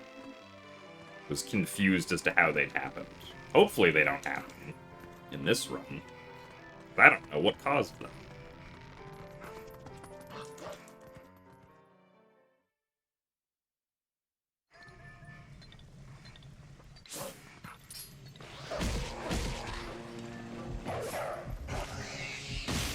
One of the failed cases was, like, I reached the end of the seam and then transformed from Wolf Link into Human Link, and the transformation from Wolf Link into Human Link clipped me back in bounds again.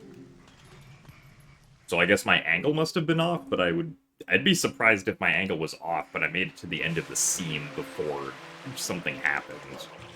Or maybe I'd moved the control stick in a direction slightly before transforming or something.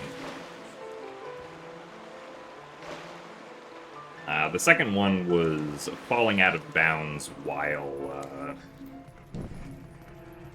like, walking across the sand as Wolf Link, like, right at the start of walking across the sand, which I think that one was probably just,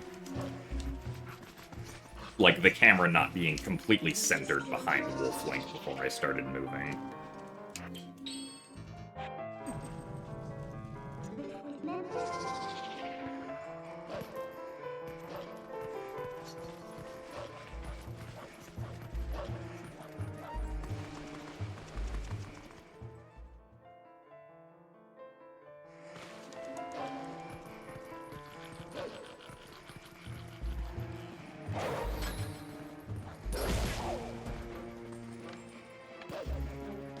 Really? Alright. Oh, that's a dumb mistake.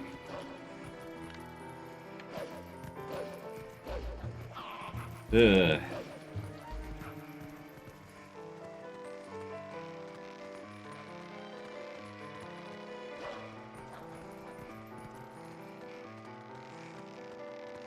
You remember waking up and going, oh, it needs Shield Bash. Well, we still need Shield Bash if we want to do it in HD, basically. Granted, HD actually has a shield at that point, like a real shield, so getting Shield Bash takes less time than what Gate Skip would save. So it is actually worth it for HD to get Shield Bash, but I still haven't figured out a great setup for being able to get the angle straight along the cardinal direction in HD, unfortunately.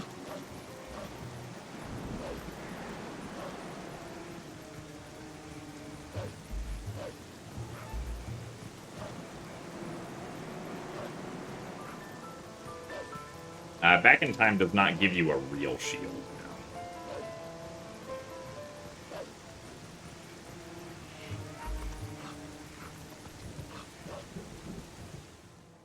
So I'm not entirely sure how turnarounds work Glubbers in HD, because on emulator I can get the same turnaround behavior. Like that happens on GameCube, and I assume on Wii. But for some reason on actual console, when using the gamepad, or when using the Pro Controller, I don't get that behavior. And even when using an input viewer, and like, making sure that I'm just going perfectly straight up or perfectly straight down slightly, the angle that Link turns to is just not consistent for some reason. Unless the input viewer is just wrong, but I would be kind of surprised if the input viewer was just wrong.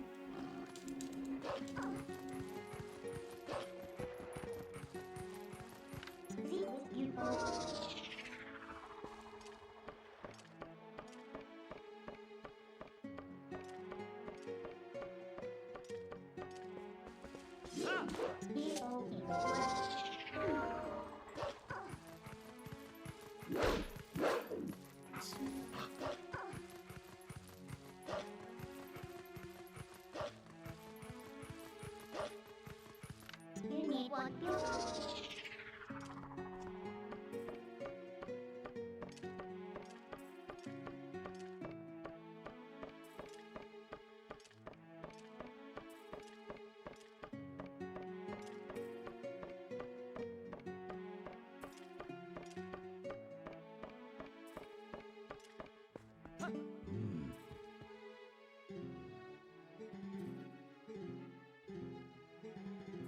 So thanks for the good luck, Timothy.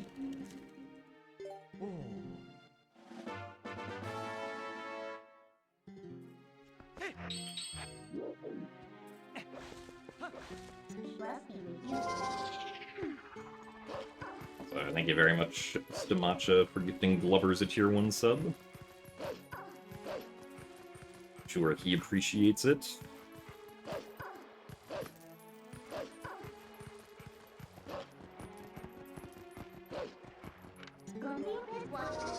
Nice camera. I also have to remember to get the blue rupee in Arbiter's Grounds.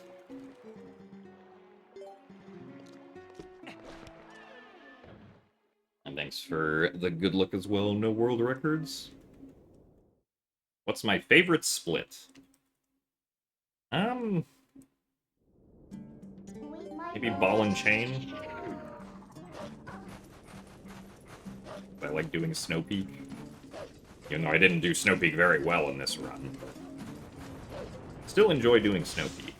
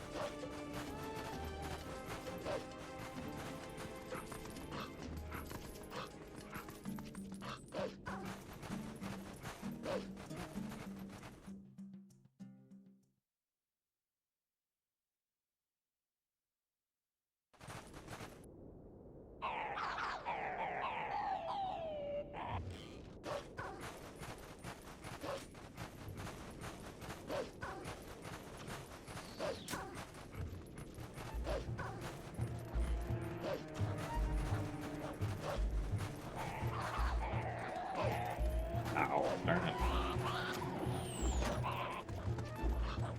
What this one?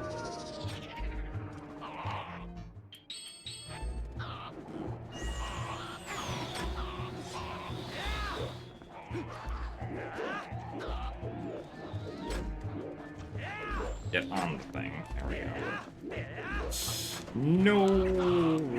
I'm sad. Stupid rough one.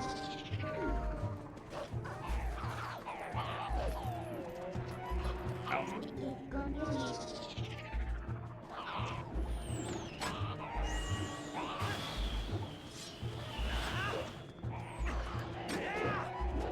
God, I need to stop going ever so slightly too far left. Been having a lot of trouble with Bowman Camp lately.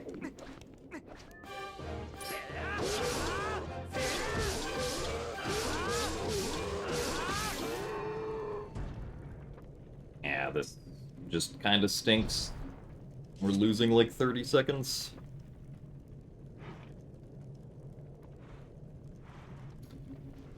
Well, just getting the key, I think, is like 7 or 8 seconds slower or something, but it's only recently that I've been having trouble with the sequence of getting on the tent.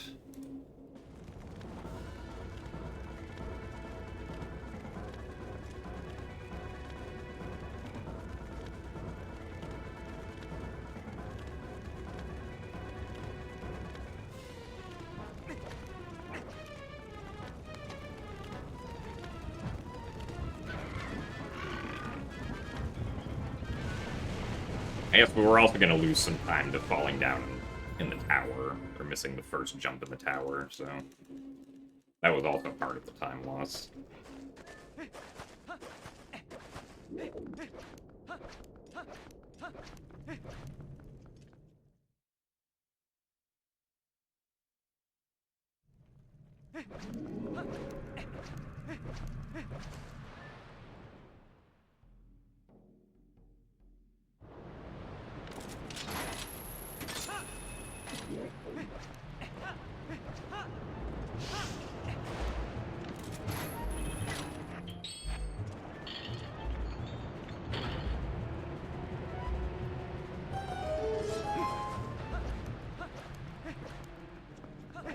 Oh, really?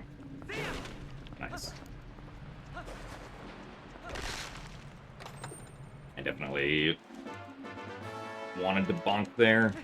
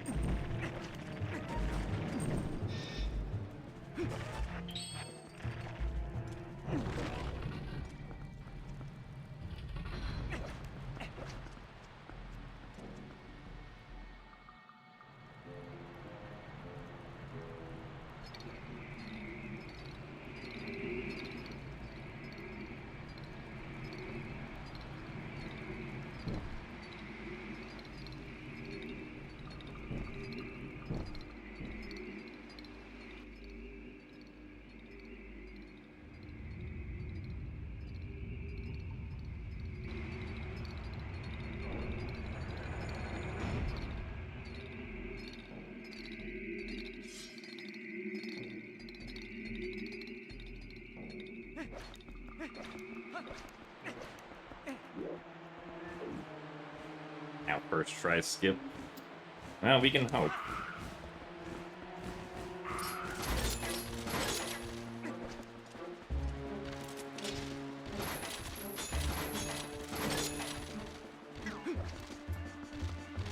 Not great bubble RNG here at the start.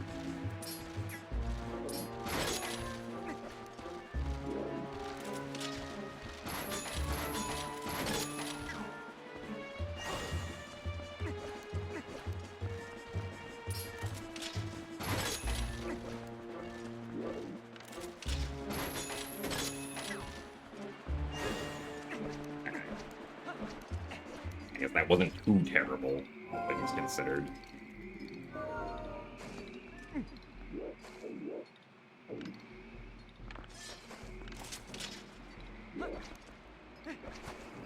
Really? Did I really not wait until Link was stopped there? There you go.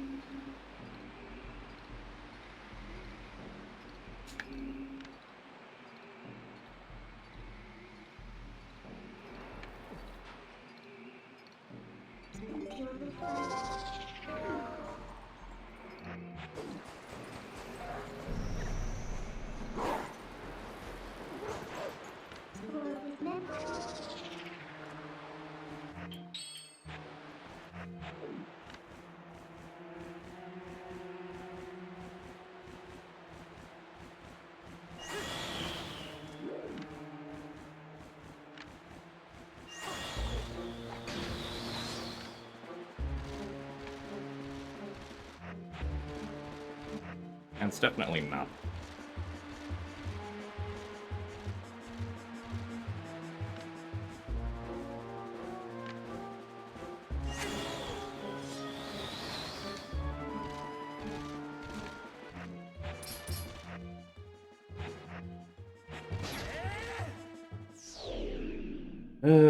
And I mistimed the D-pad input.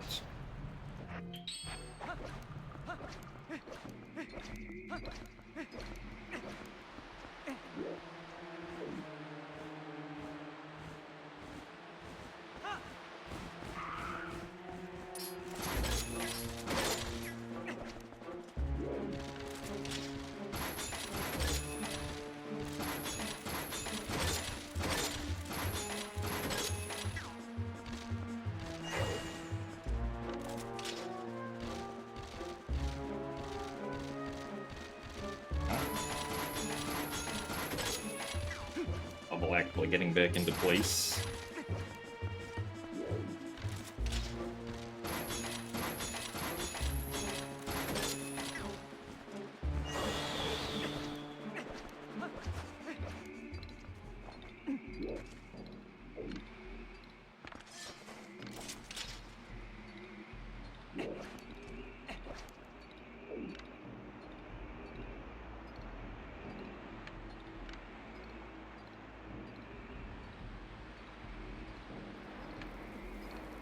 Wait, there was too much.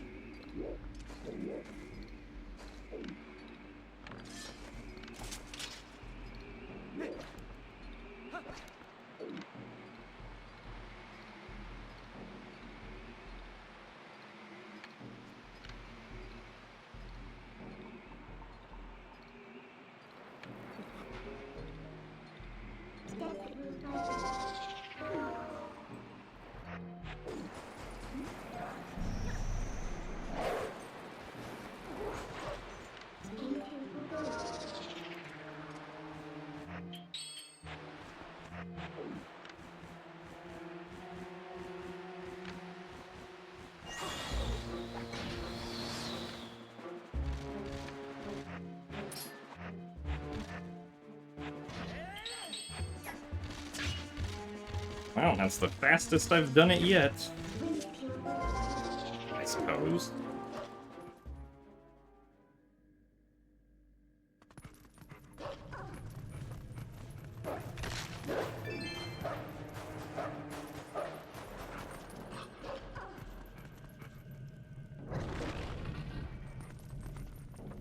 Still lost like over 3 minutes to copy one.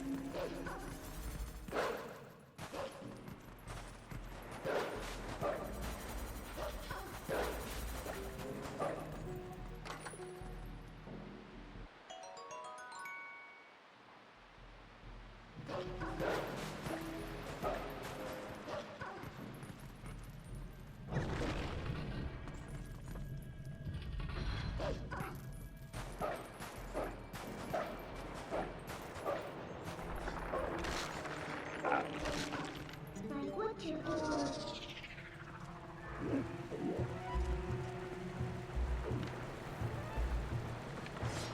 Really?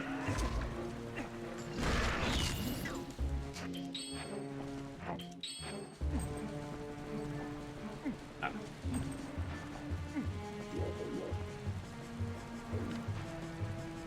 What? I'm confused.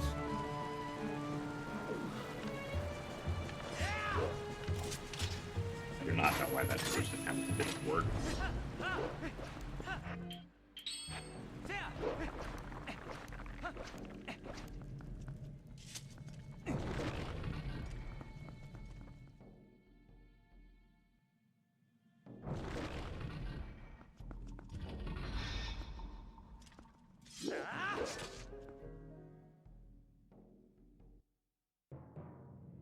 To remember what?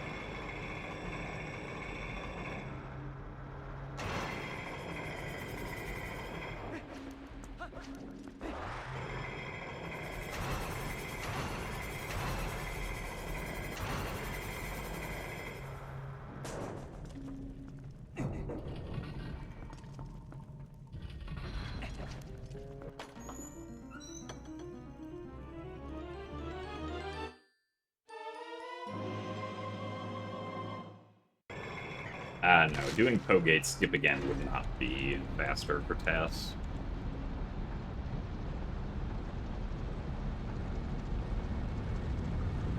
Because it takes more... I think the time that you save for doing a save warp instead of going through the spinner room is like 16 seconds in a task scenario, and it takes significantly longer than 16 seconds to do the Pogate skip, even if you weren't, like, buffering everything.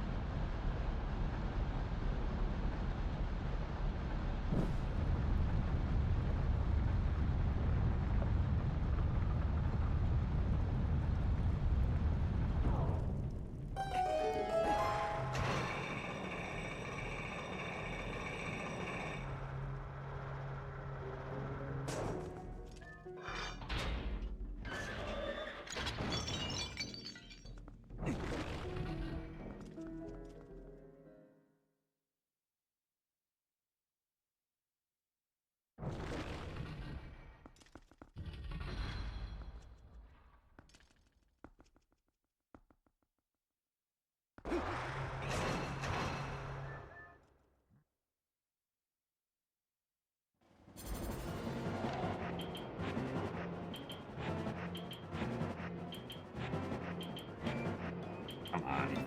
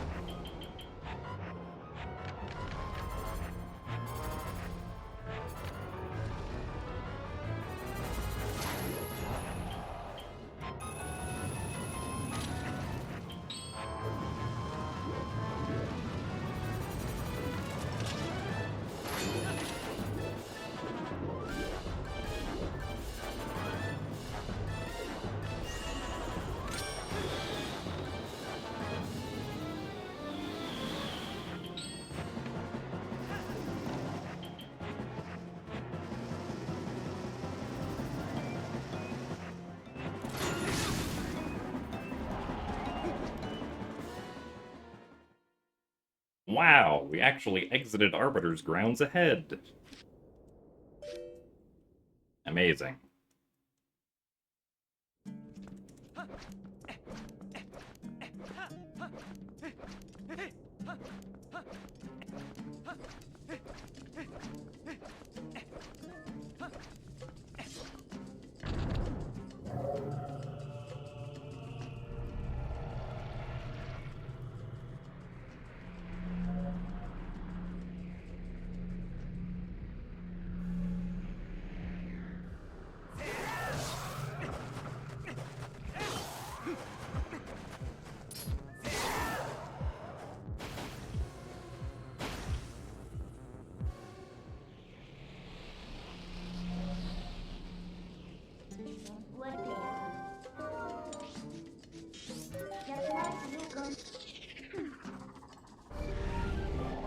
True, we could be 3 seconds ahead entering Temple of Time.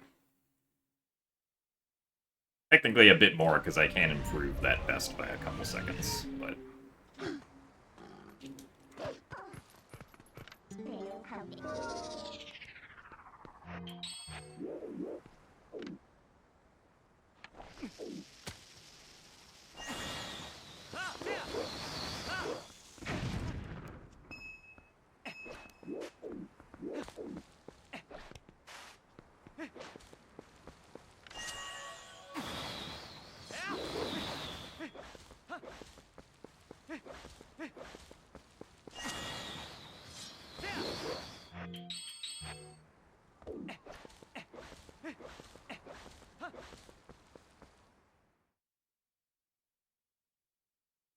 Yeah, we can lose time if we go out of bounds to snipe Skull Kid.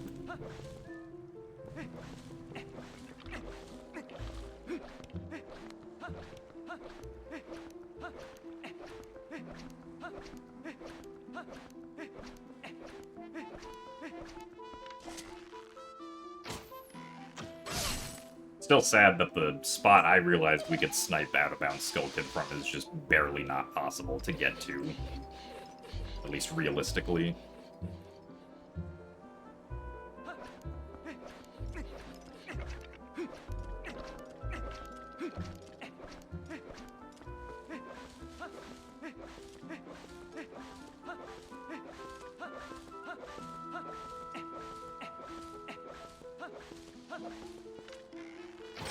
It would probably save, like, 40 seconds or something if that LJA was realistic, and it would just be cool and funny.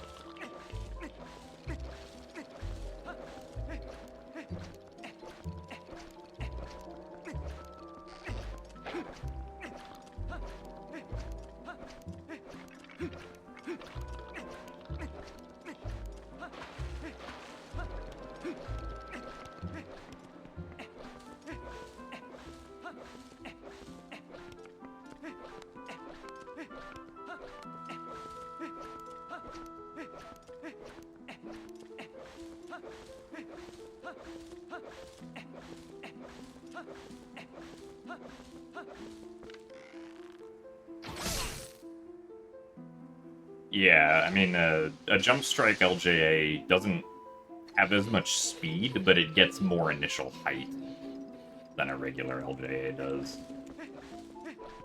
Which makes a difference in that case.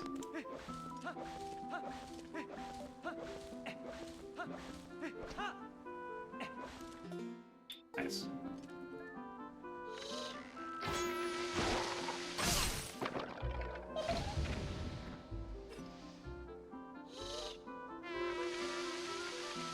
Yeah, Moon Boots LJA didn't go far enough, unfortunately. Like, the gap is too far for the height gain from Moon Boots LJA to matter. Also, why is Skill Kit over here?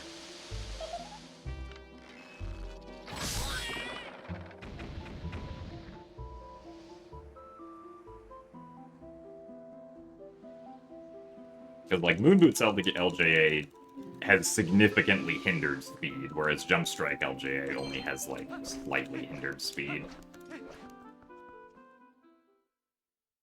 Also, thanks for the good luck, Chris.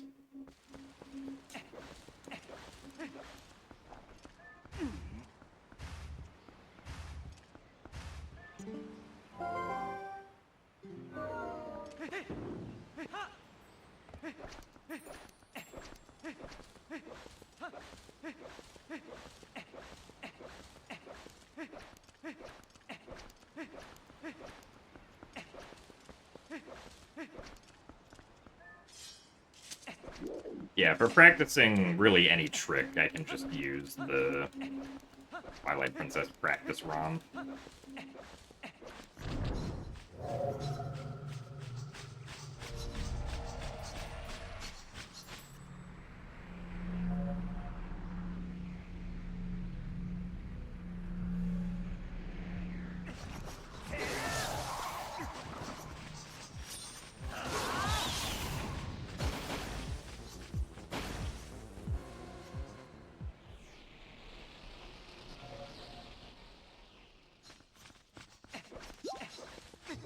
It's more hard.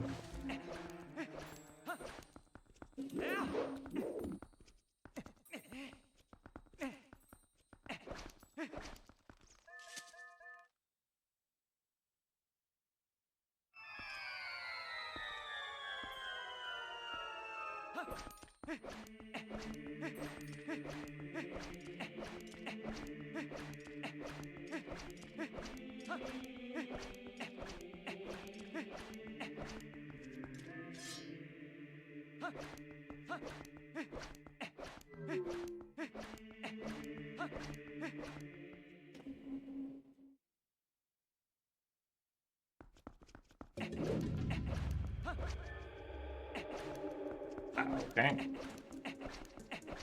Broke at the target lock there.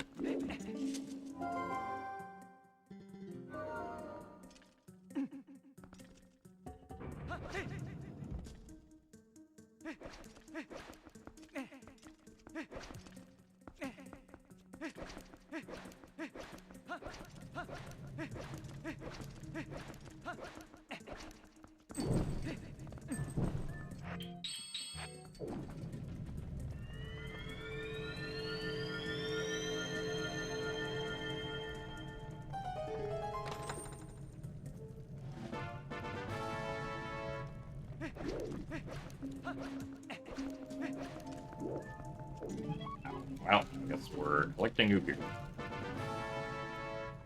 I would prefer to not have that happen, because that makes the equip slightly more awkward now, but... oh well.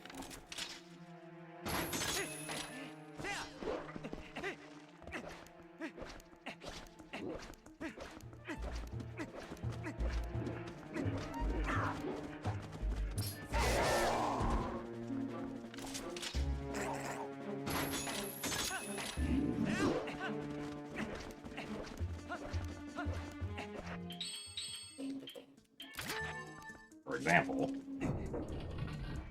And she really just goes to the top left of the item wheel, huh?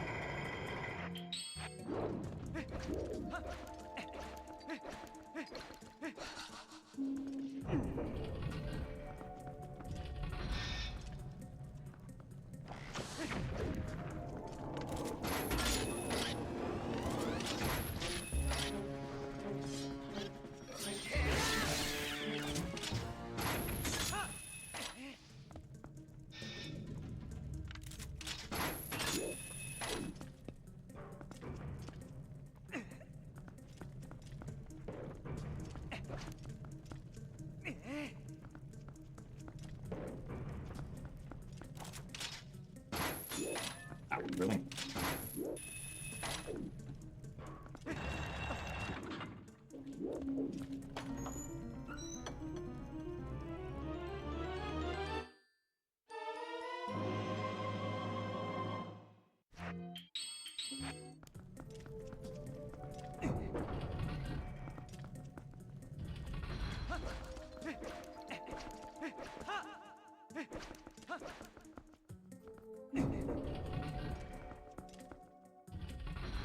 There are many BK skips in this run. There is precisely one BK skip.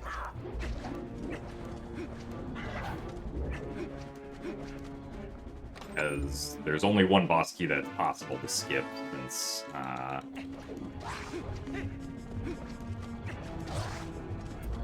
no.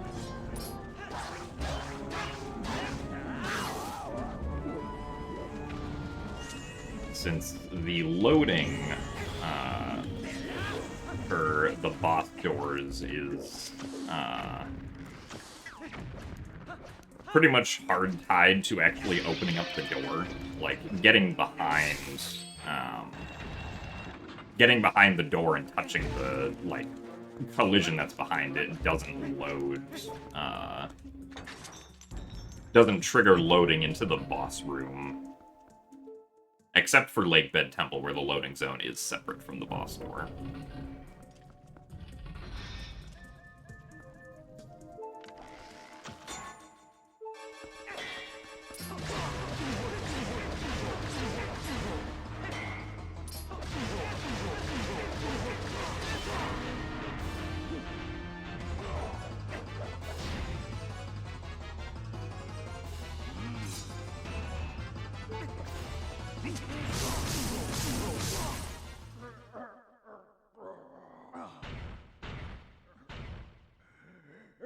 That was an okay climb. Up Temple of Time.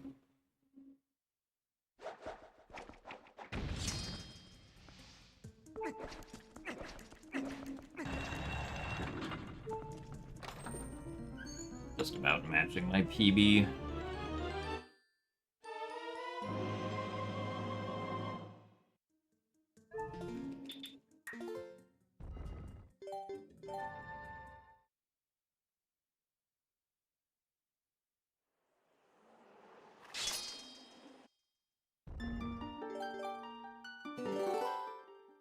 Get a bit of a hype boost if we bomb boost at the end of the Moon Boots LJA.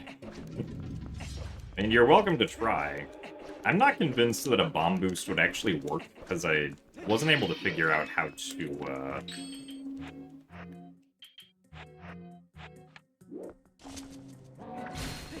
Hold on a second, let me do a trick first.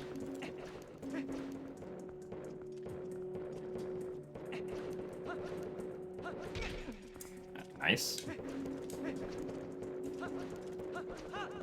That was weird.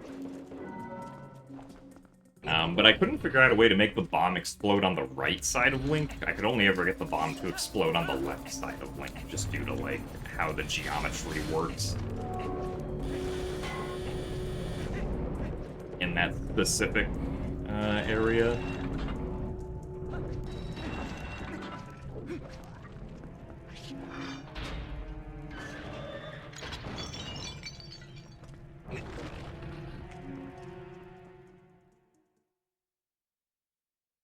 I think it also has to do with the fact that, like,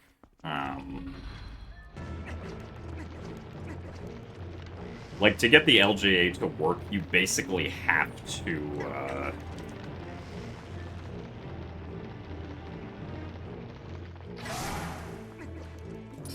like, the boomerang basically has to be over the spot that we want the LJA to, right?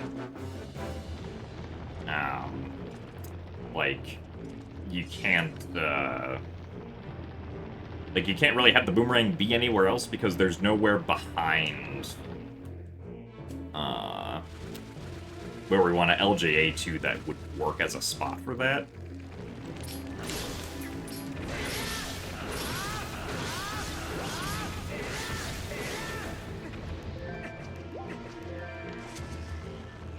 Oh, hello. Please be this one. This would be great. Excellent.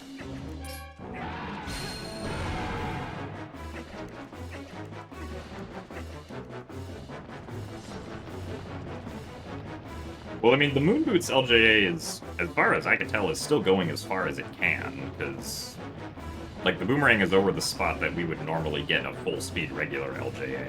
Unless Moon Boots LJAs work differently, but I wouldn't assume they do in that regard.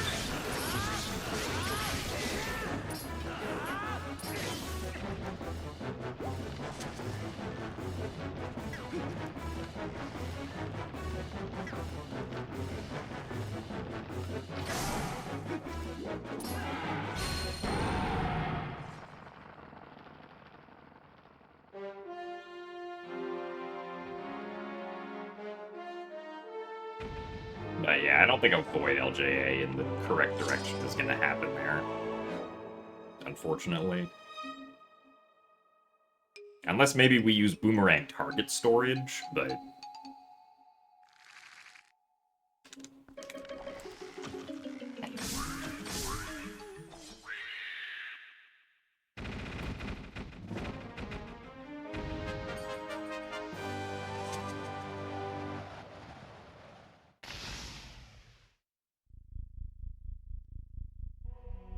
I'm mostly just sad because I feel like when it comes to Grove 2, the only things that ever work are the really stupid things.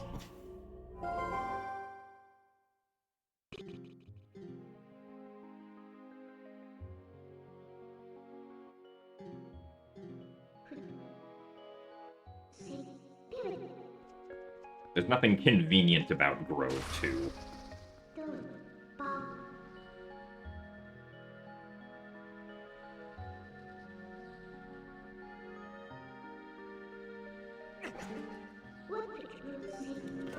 But it's so close to being convenient. Like, there's also standable ground that's higher up from where we do the LJA, but it's a slippery slope, so we can't stand on it. But it would absolutely give the height necessary for that LJA to just be a regular LJA.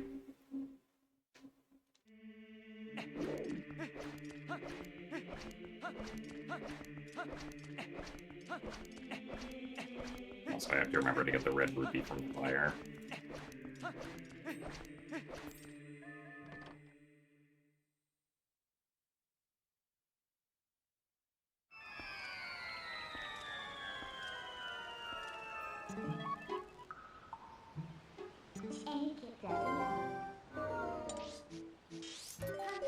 And it's like, I'm also sad that there isn't, like, some stupid trick shot we can do with a regular arrow to just, like, have it arc over and hit Skull Kid out of bounds, because it just travels too far.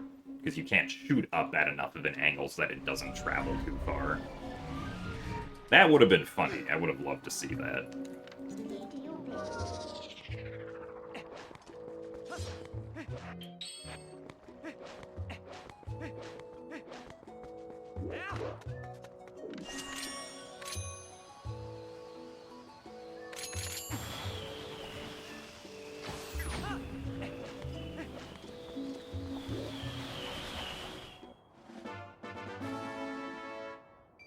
I guess bomb arrows do have the correct arc, but they explode too early, unfortunately.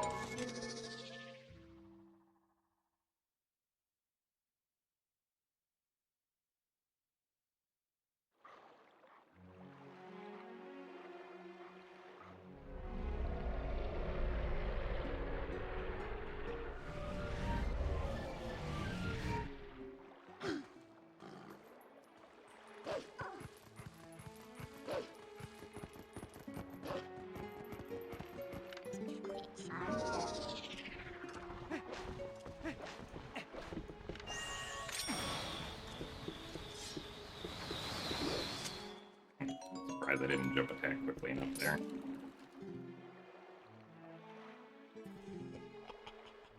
I don't play on French because I don't have French.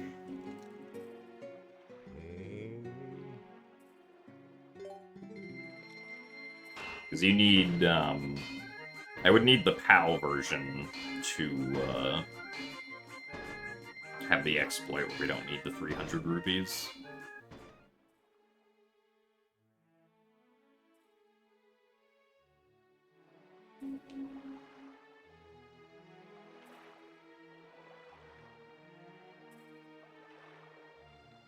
I think French saves time in all dungeons. I know it definitely saves time in any percent now.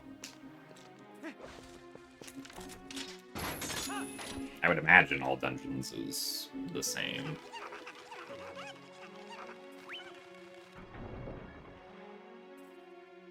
But it only saves, like, 1 or 2 seconds, I think, because...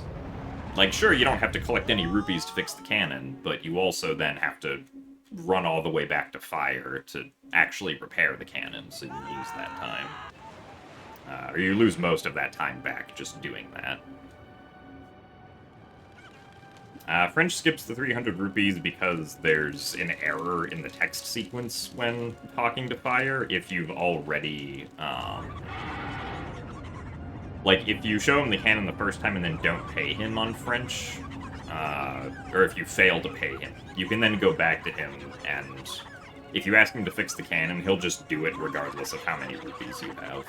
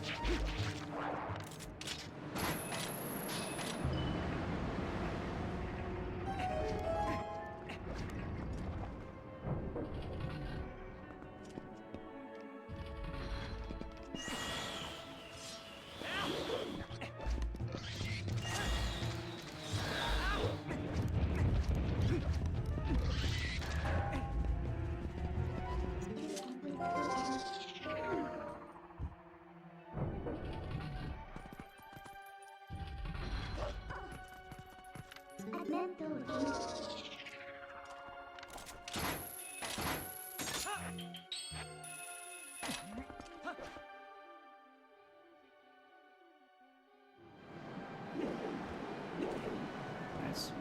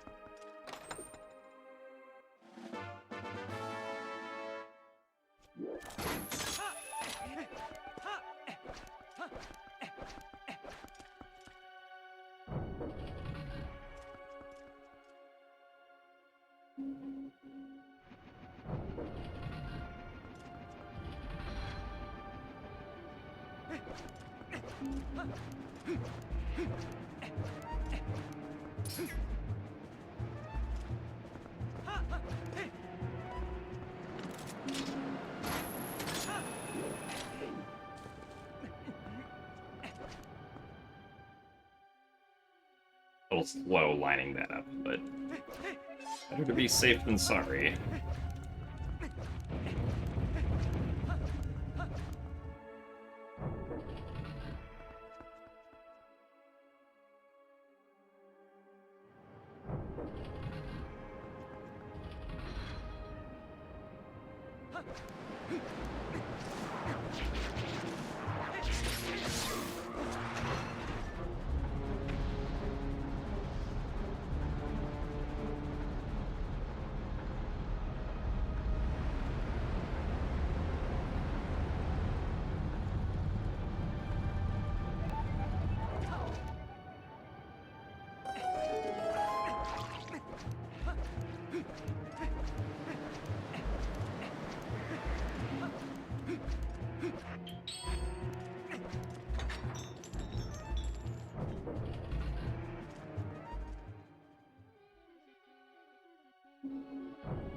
Is the rest of the run identical to any percent? I think so.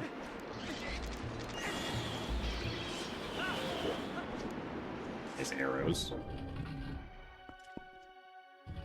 Actually, no, because we have bow.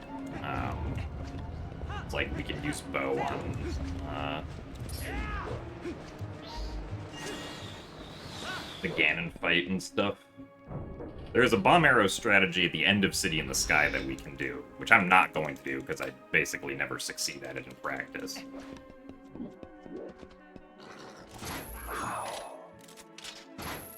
That saves about 6 seconds if you do it well. It costs a lot of time if you miss it, so don't think it's worth going for me.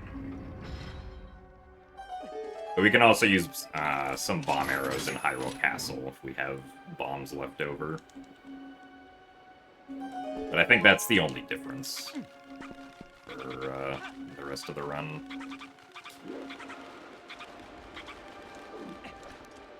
Why can't I stream at a normal time for you?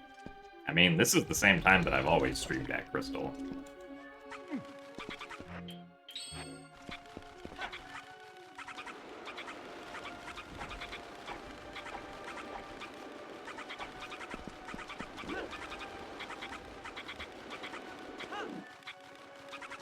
Not my fault you changed your time zone.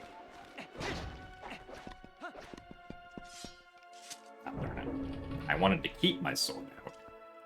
Put it away there.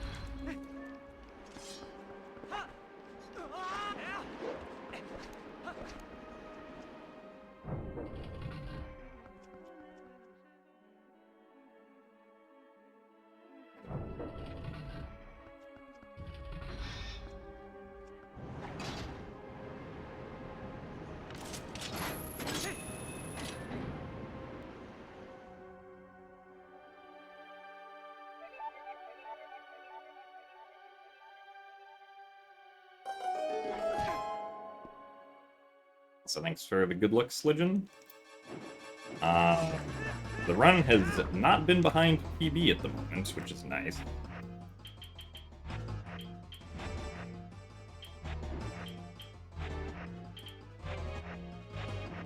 Come on. Really? Well, that's dumb. Once again, can't time 3 frames there for some reason.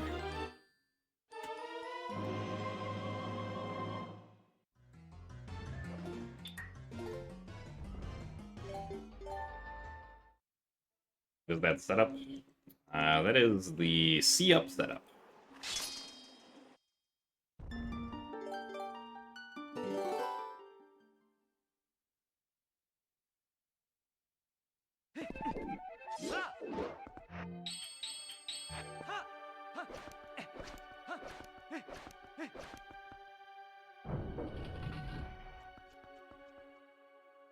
Or you can use angle buffering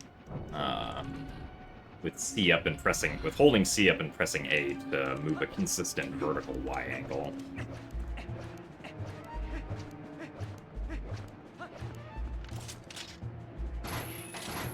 That just so happens to work for getting the very specific angle you need for that trick.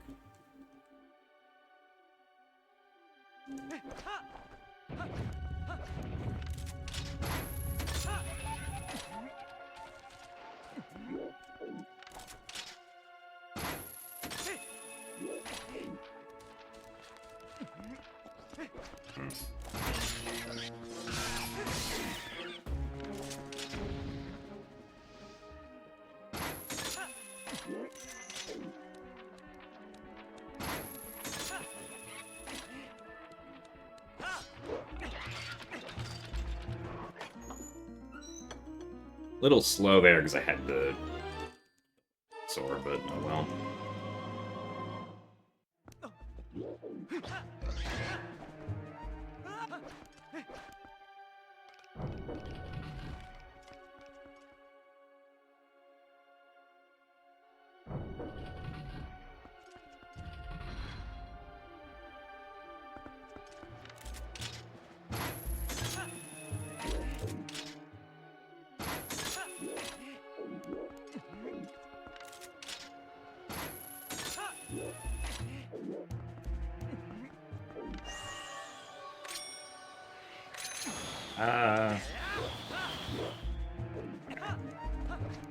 Worried the second pair of targets there was a little too far to the right.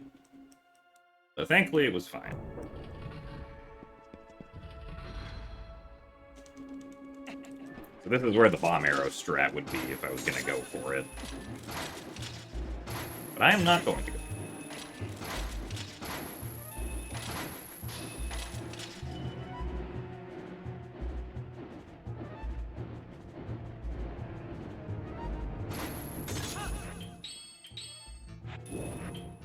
Equip the iron boots, please.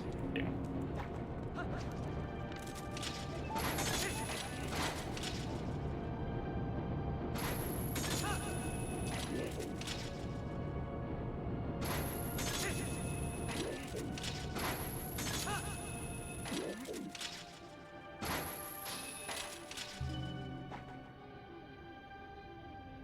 Getting the...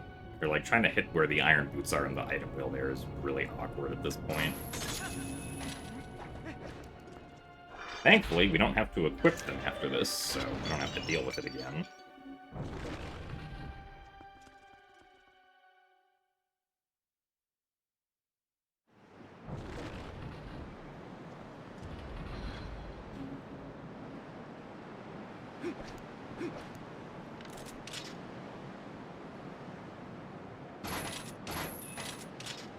Where are you? There you are.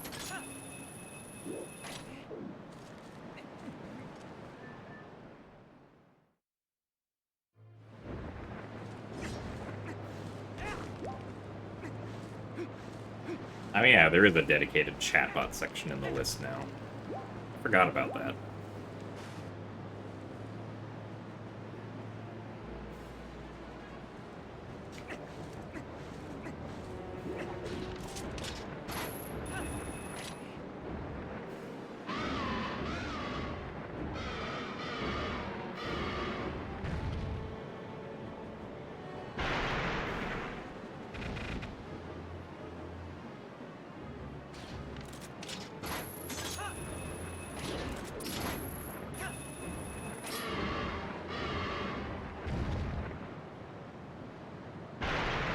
Demote Gymbot.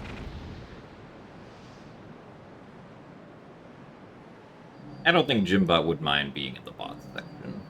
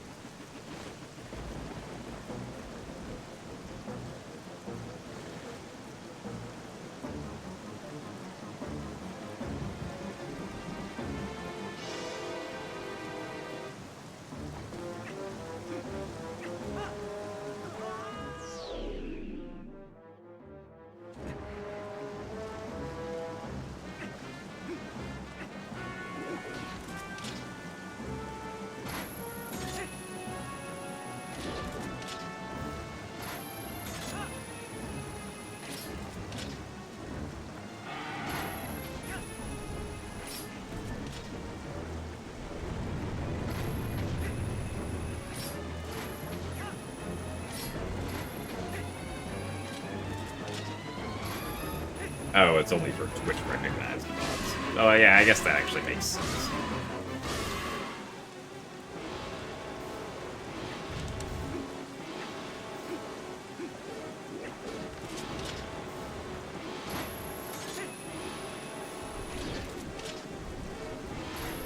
If the streamers could just give anyone the bot role, that wouldn't make a whole lot of sense. Or it could be used irresponsibly, I guess.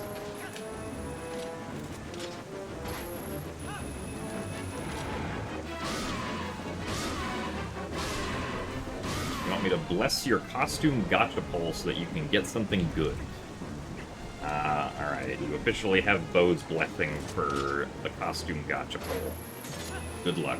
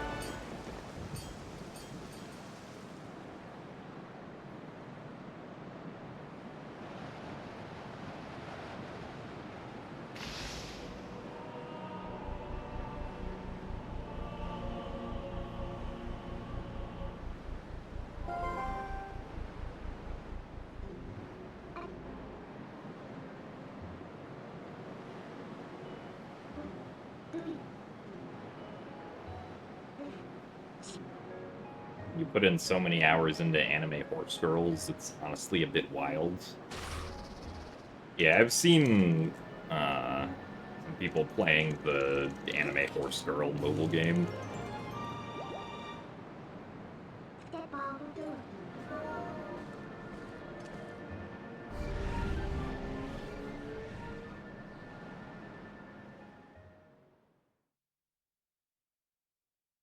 I don't really know much about it other than it's an anime horse girl game, but I know it's definitely got some people hooked.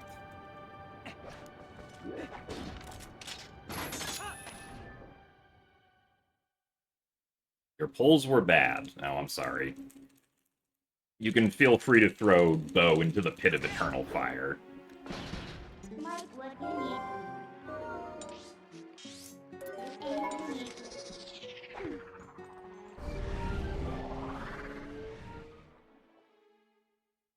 When are we getting my sponsored stream with it? I don't think we're gonna do a sponsored stream featuring anime horse girl game, unfortunately.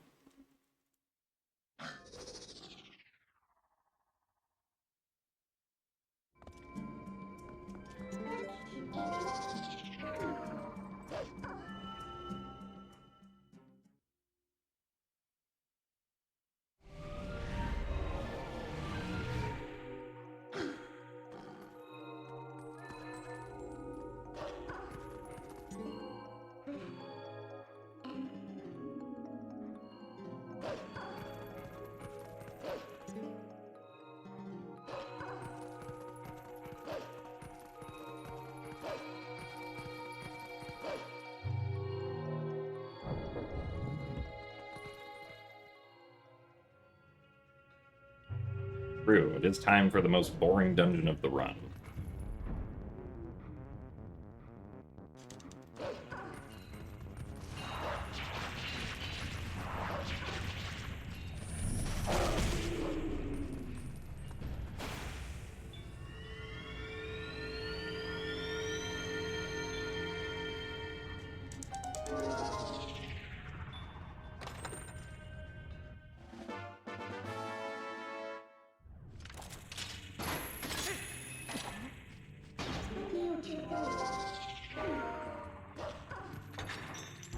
The YouTube Premium user, you can now finally watch my speedruns at 4 times speed.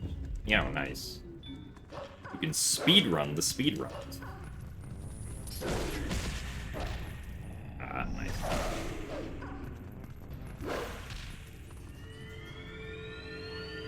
I love bonking on the smallest possible wall there is as Wolfling.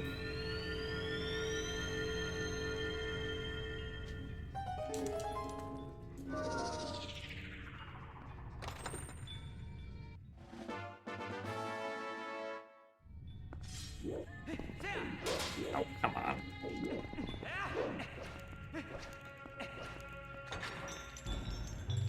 Place makes you think of Breath of the Wild shrines, which says a lot. I mean, yeah, the blue line aesthetic is similar, but I feel like that's kind of where the similarities end. But maybe that's just me.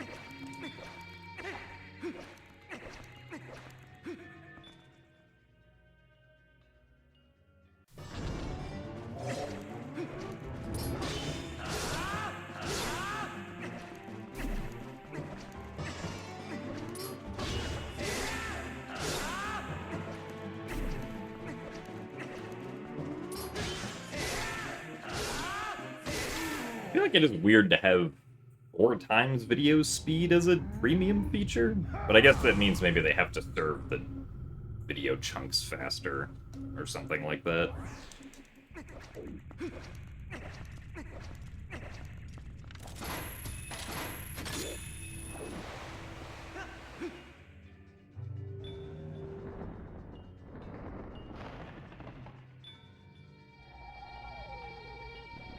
Oh yeah, there probably is an inspect element trick you can do to just do that. Or some browser extension that can also do that.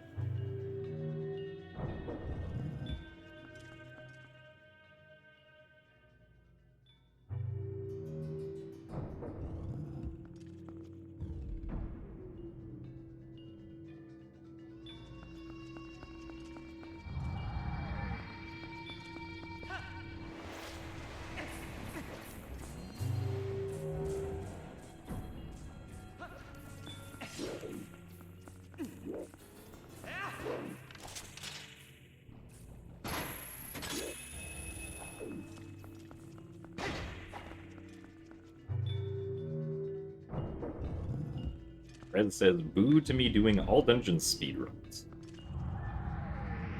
And Red is allowed to be wrong. There's nothing wrong with that.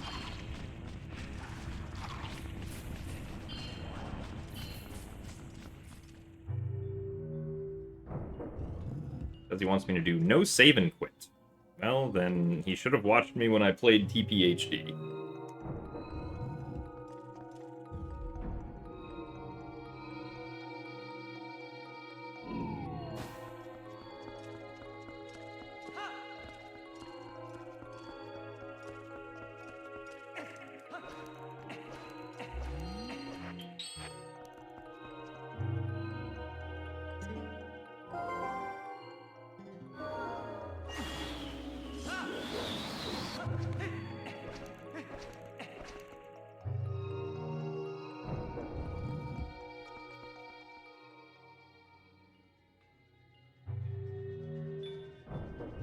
That he did sometimes. Oh, then there you go. That'll be all the no save and quit that he needs.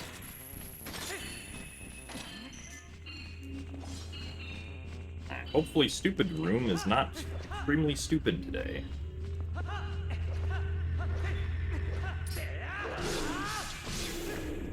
Okay. Hooray! Stupid Room was not stupid.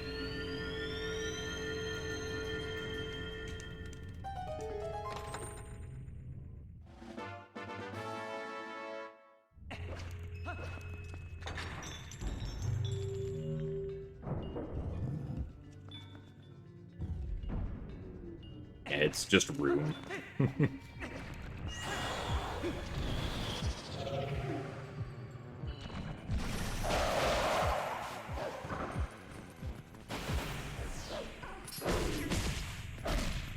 Really?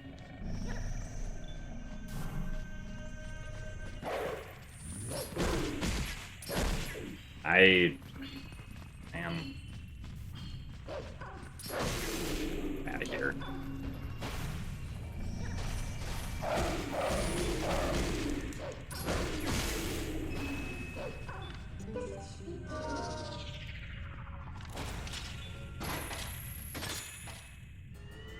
Well, that sucked.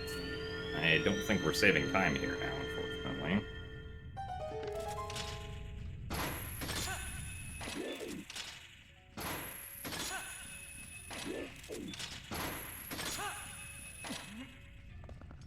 All because I pressed B too early.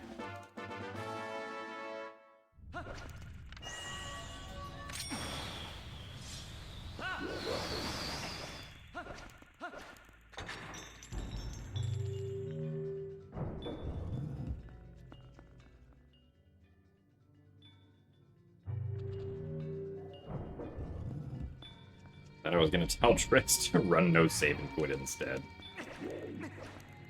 I mean, I guess that's also an option. But I don't know if Triss really wants to do that.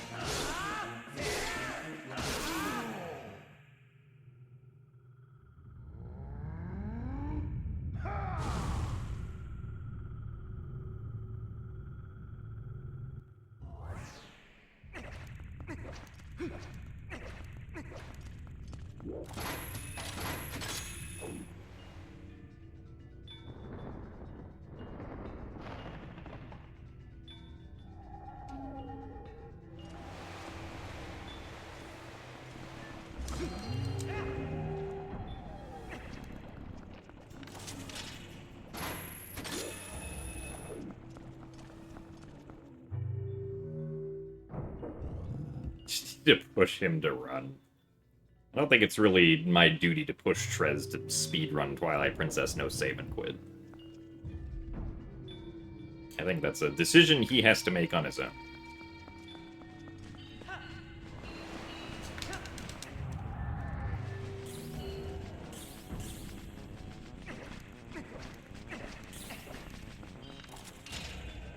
Nice.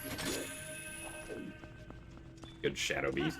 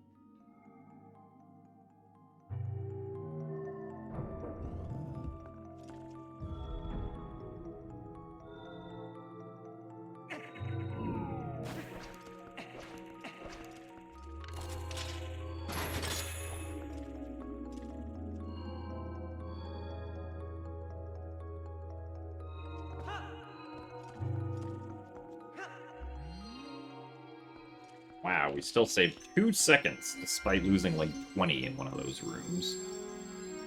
Although I know that my best on Sauls can be better. It definitely would have been a best if I had just attacked that one sandhead correctly. Oh well.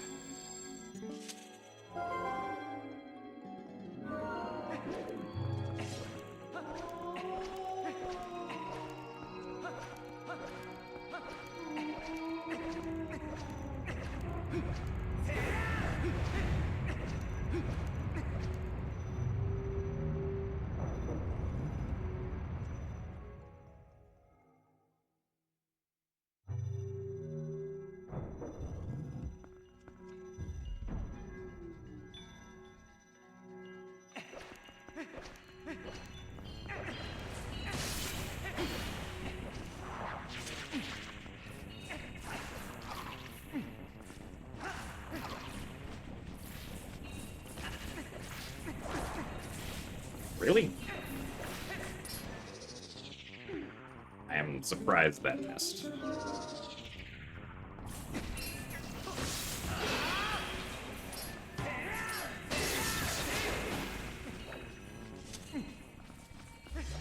Oh, that stings. Now we're gonna lose time here.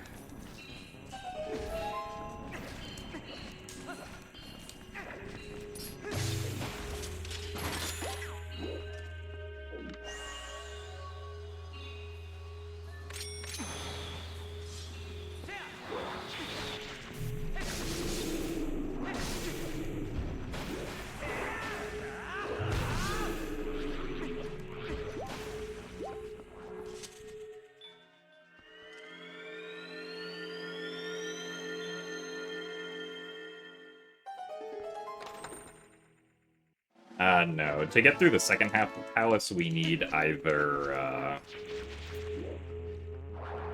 a Saul or we need the Light Sword.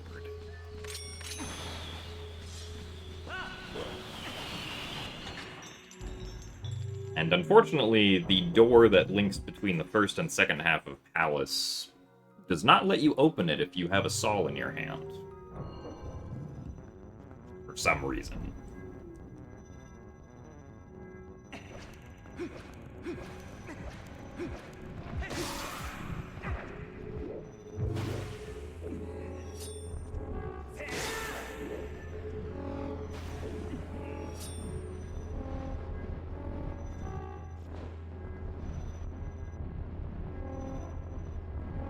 So, I feel like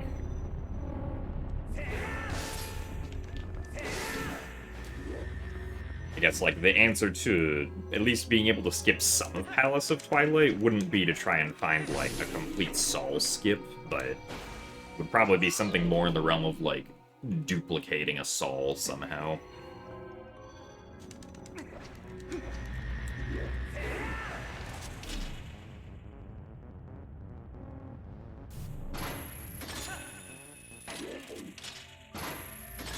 That you could skip one of the sides. Of the first part. Yeah, if you could open the door with the first Saul, then you could skip getting the second one. Really? Oh, this is stupid.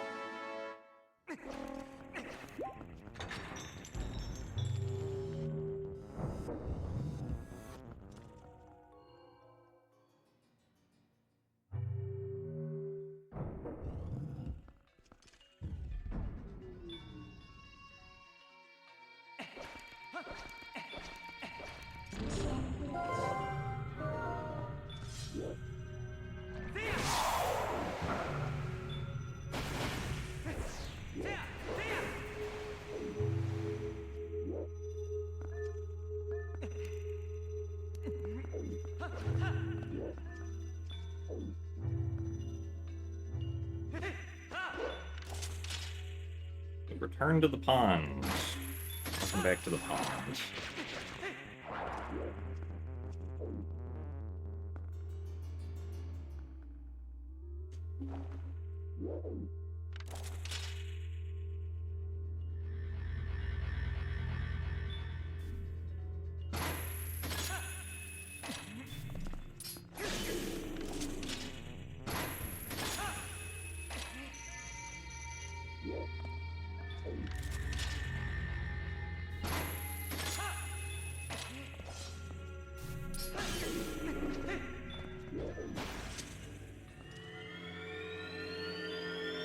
So thanks for the good luck, Cat Cantaloupe.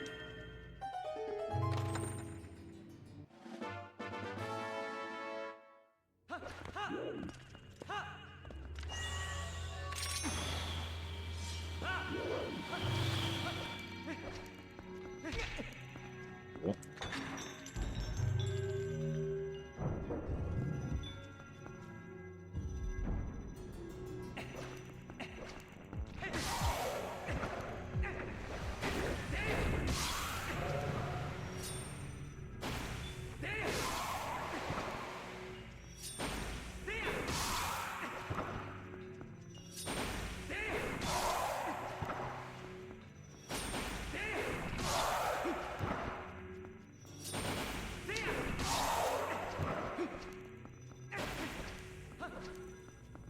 Didn't get any health.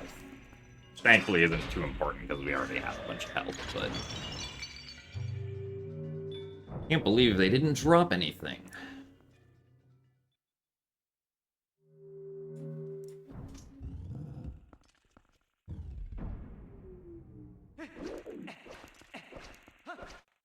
So thanks for the good luck, Cicada.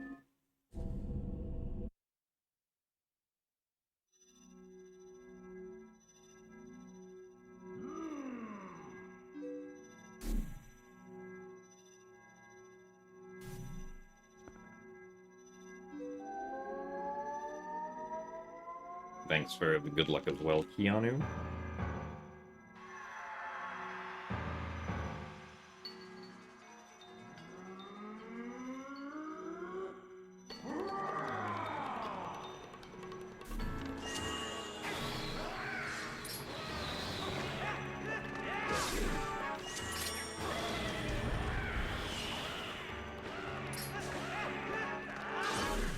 And not the best RNG on that phase.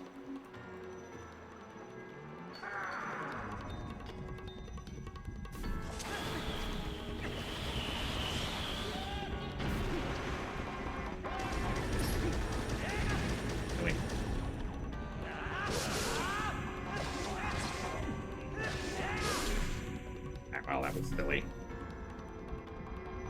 We did a side hop instead of a jump attack.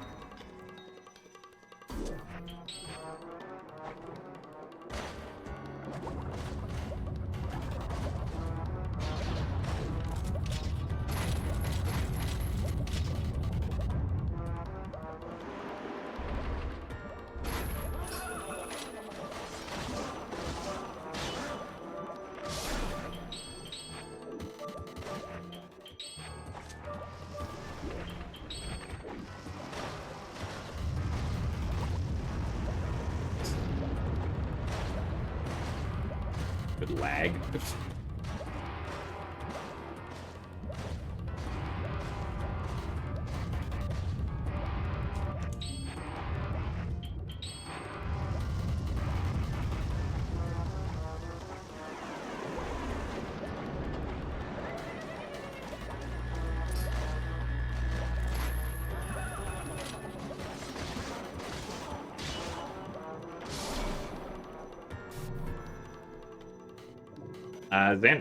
Past a... How do I say this? The head that Xant selects to be in isn't random. It's whatever one is furthest away from you, and the game makes the decision to spawn Xant in one of the heads.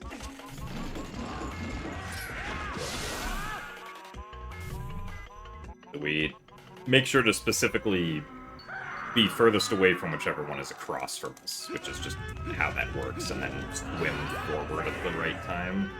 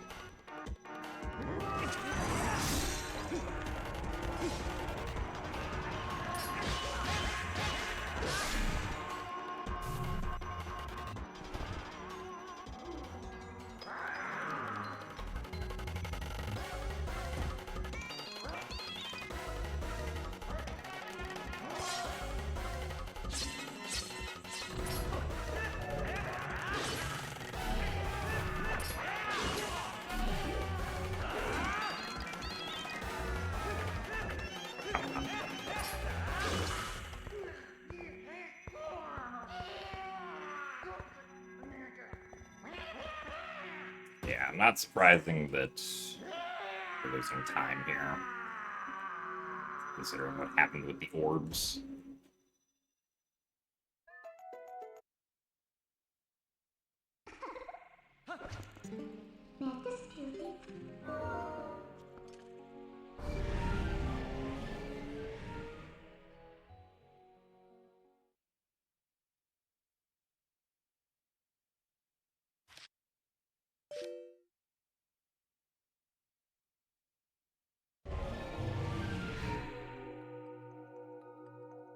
Not a great palace, I guess, since had mistakes in both the first and the second half that cost us like at least 20 seconds.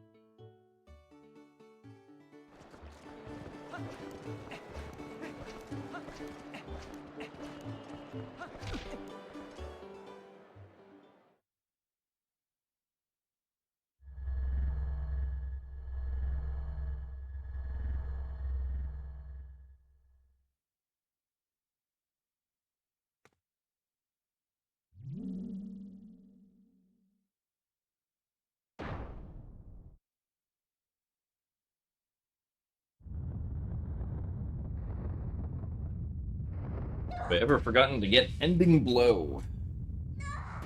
I think I did once, like when I first learned Twilight Princess, but that's not something that really happens in all dungeons. Because in all dungeons, we don't go out of our way, or we don't have to go out of our way to get the ending blow, because it's just on the path to Forest Temple, so it's never happened to me in all dungeons, but it's definitely possible that it'll happen in any percent again for me.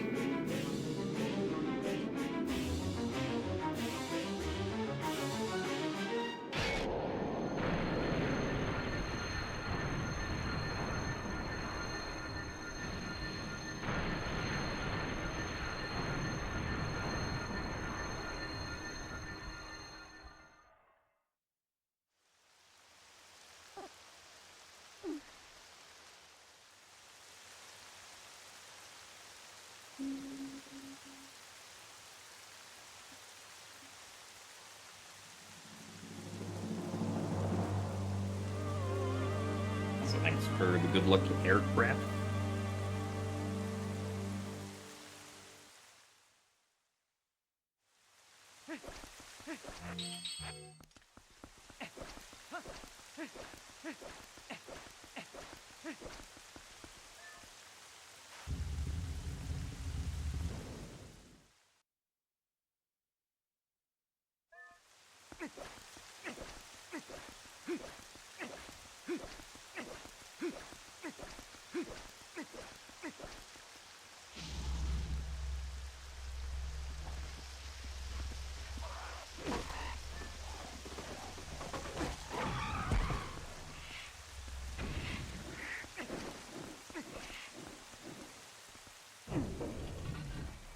And thanks for the good luck as well, Toasty.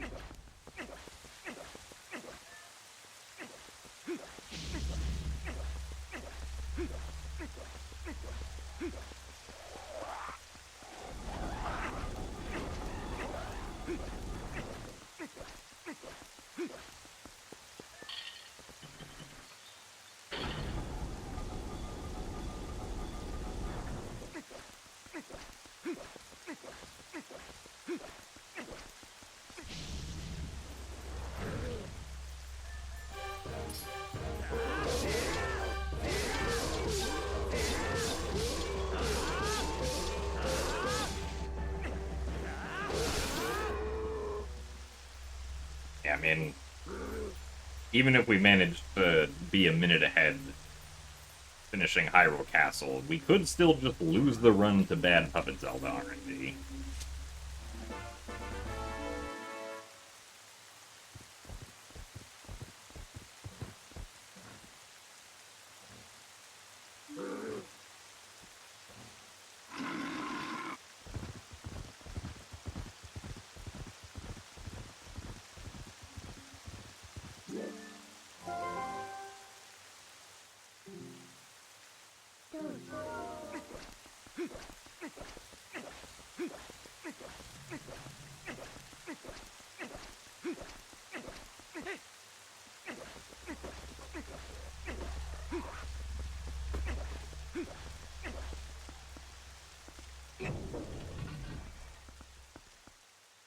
Get ready for the 15 cycle. Oh boy.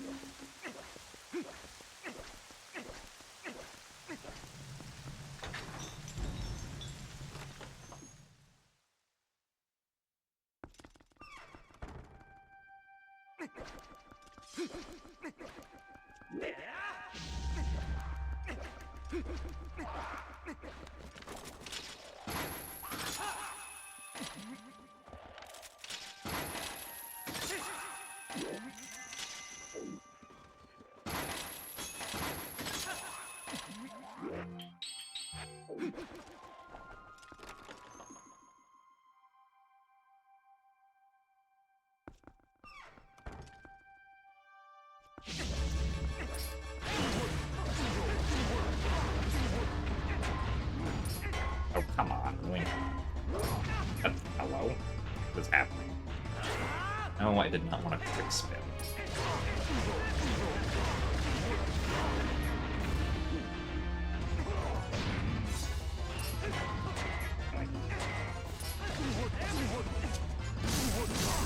Alright, well, that's bad.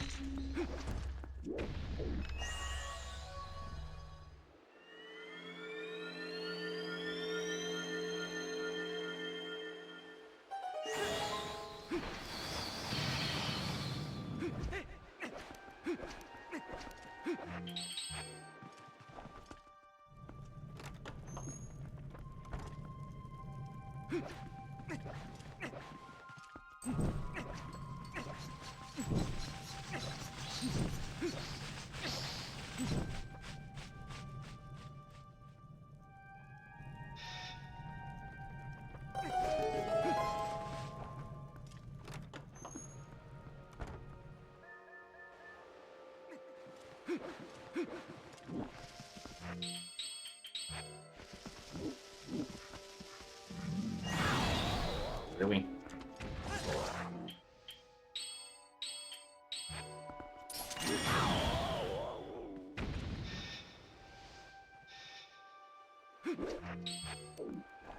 That was also stupid.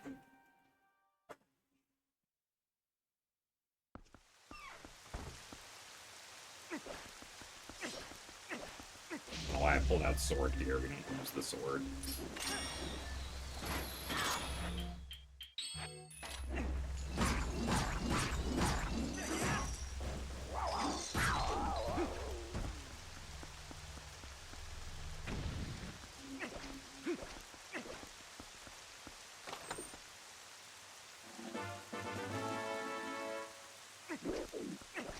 Yeah, the atom clip.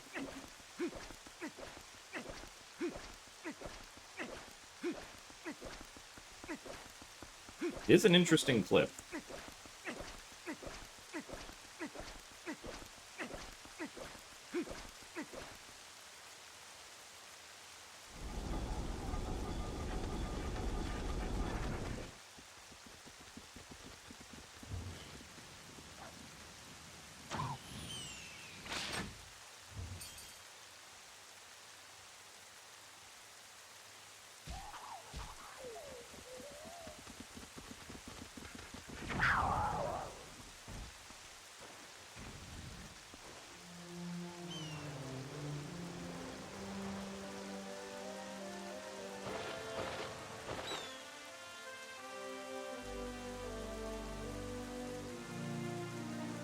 So, hello, Jade. Thank you for the good luck.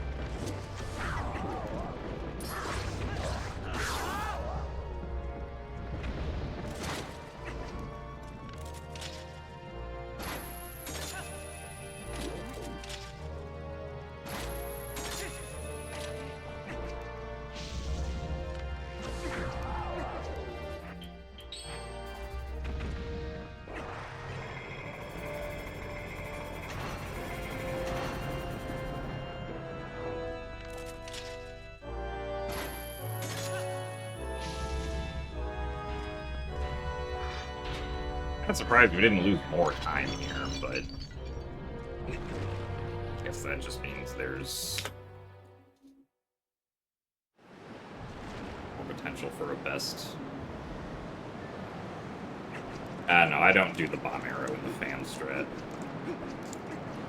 I, like, rarely ever get it in practice, so it's not worth it for me to try to do in runs.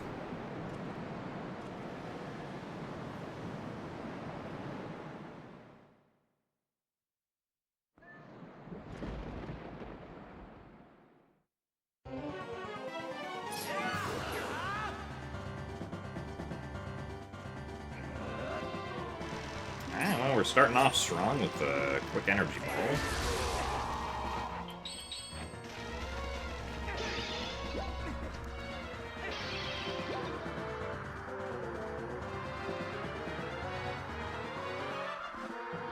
Now we're doing a really slow triangle attack.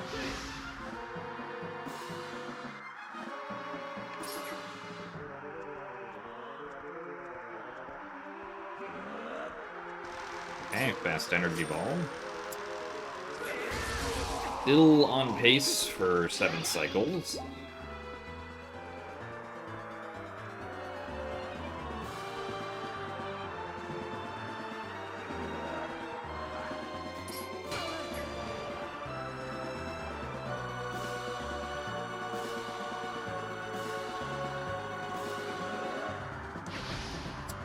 Number 5.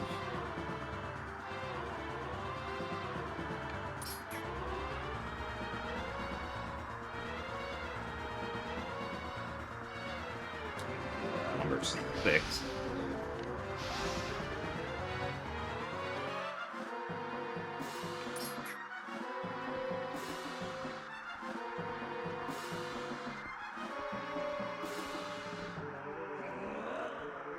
Okay, 7 cycles, but kind of a slow 7 cycles, honestly. I'm pretty sure that lost time over my PB.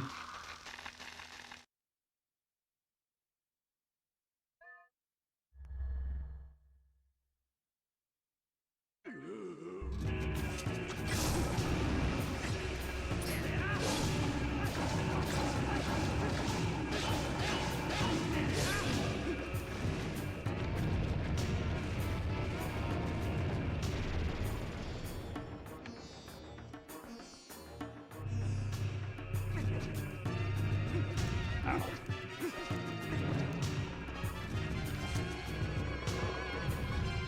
Ow, he tried to turn. On the wrong side.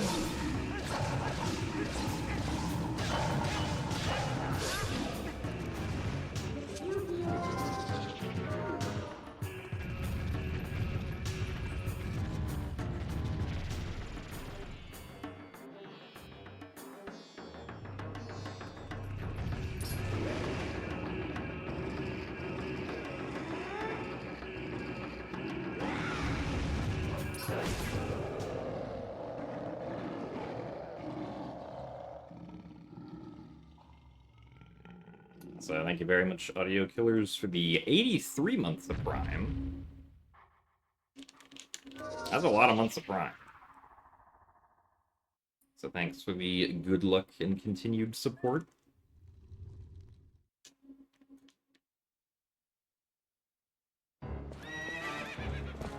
Of what will hopefully be a new PB for me.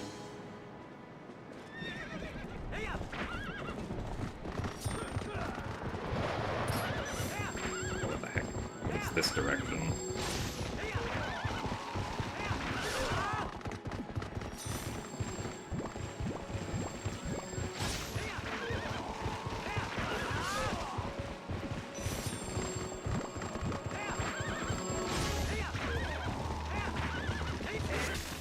Well, that was weird, but... Looks like we're losing... 12 seconds, I think? I don't know, I didn't pay attention to... the exact time was when I landed that quick spin.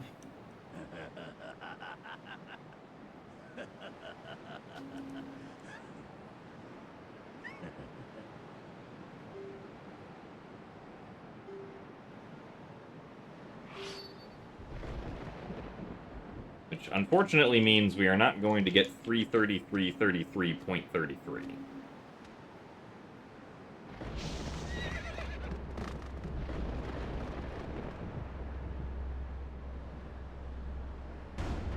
Though this would have been funny.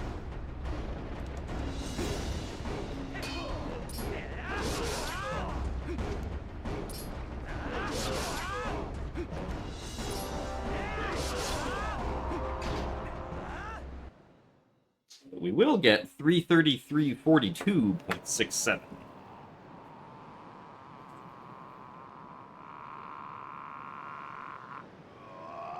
I can't believe we did it. We actually PB'd again.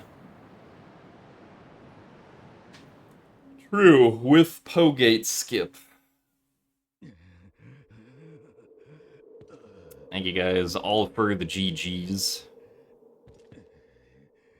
Thank you, Joshy, for the 100 bits. Well, at least now we're not 10 minutes behind the record anymore. Or over 10 minutes behind the record anymore.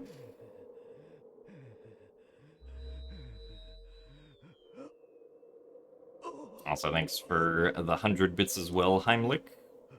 And the 25 bits, GDQSec. Because, yeah, this run was, interesting. The beginning was mostly even with my PB. Elden, Twilight, Boomerang, and Forest Temple were actually all pretty good. Clawshot was okay. Linearu Vessel was kind of meh. Linearu Twilight was about even with my PB. Ball and Chain we lost a lot of time on, because...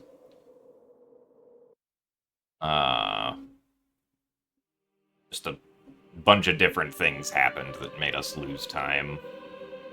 The rest of Snow Peak was okay. Bow, we lost time on... Somehow we voided out during Kitty Climb, and I'm not really sure why. When I slashed into the railing, I guess my positioning or angle was just wrong, so... That cost us a lot of time, because then I voided out again trying to get back there.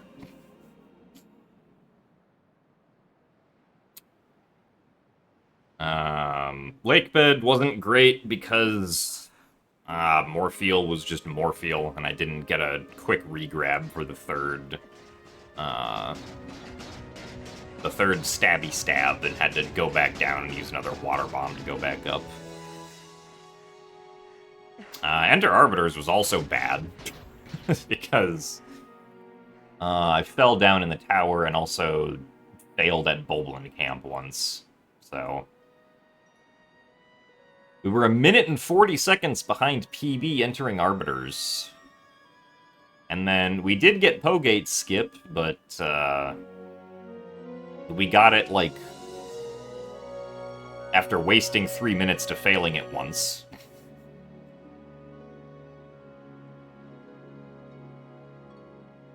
So that wasn't too great. Arbiter's Grounds, we were expected to lose about 30 seconds, so that's fine. Enter Temple of Time was fine. Dominion Rod was fine. Second half of Temple of Time was fine. City overall was pretty good. I didn't void out doing the Tile Worm LJA for once.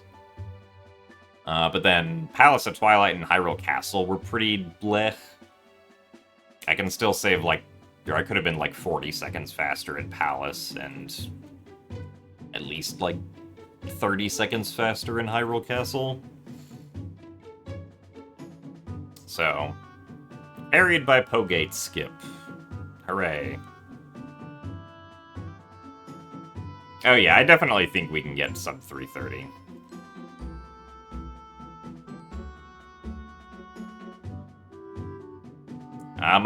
My previous PB was on July 31st, so it's been a while.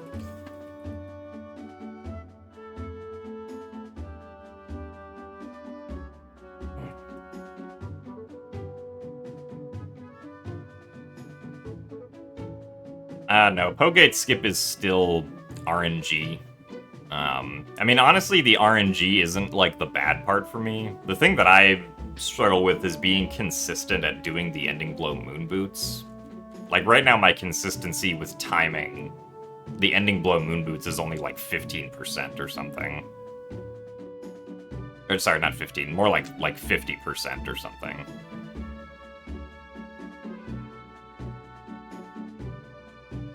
Well, yeah, I don't think the A button saying finish should be a problem anymore.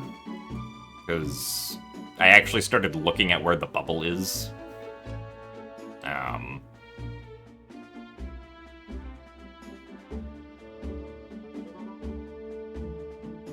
And the reason that the A button would say attack instead of finish is if the bubble was too far away. But if the bubble's in the corner, it should always say finish.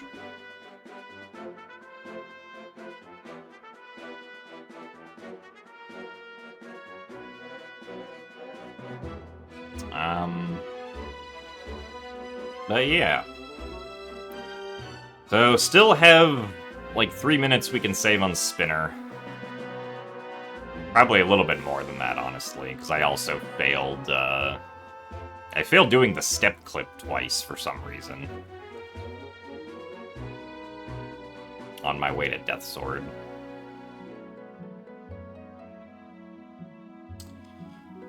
But, glad we at least got a PB again.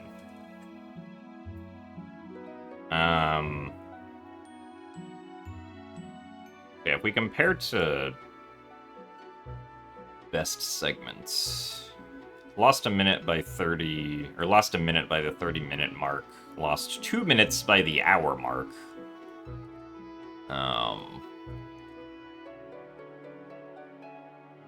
Lost almost 4 minutes by the 1 minute 40 mark.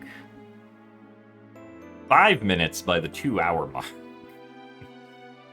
Oh boy, 5 minutes to best by the 2 hour mark.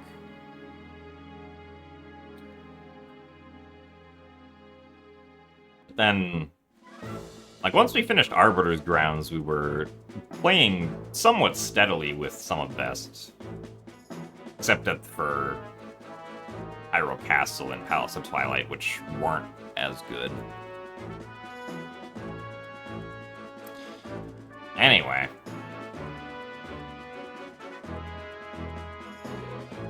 Oh yeah, like if we just have like a good spinner segment. I don't know if this would have been a 329 with like a good spinner segment, but it would have been close. With just a good spinner segment, yeah. Anyway. That's gonna be it from me for today, so... Thank you guys all very much for watching.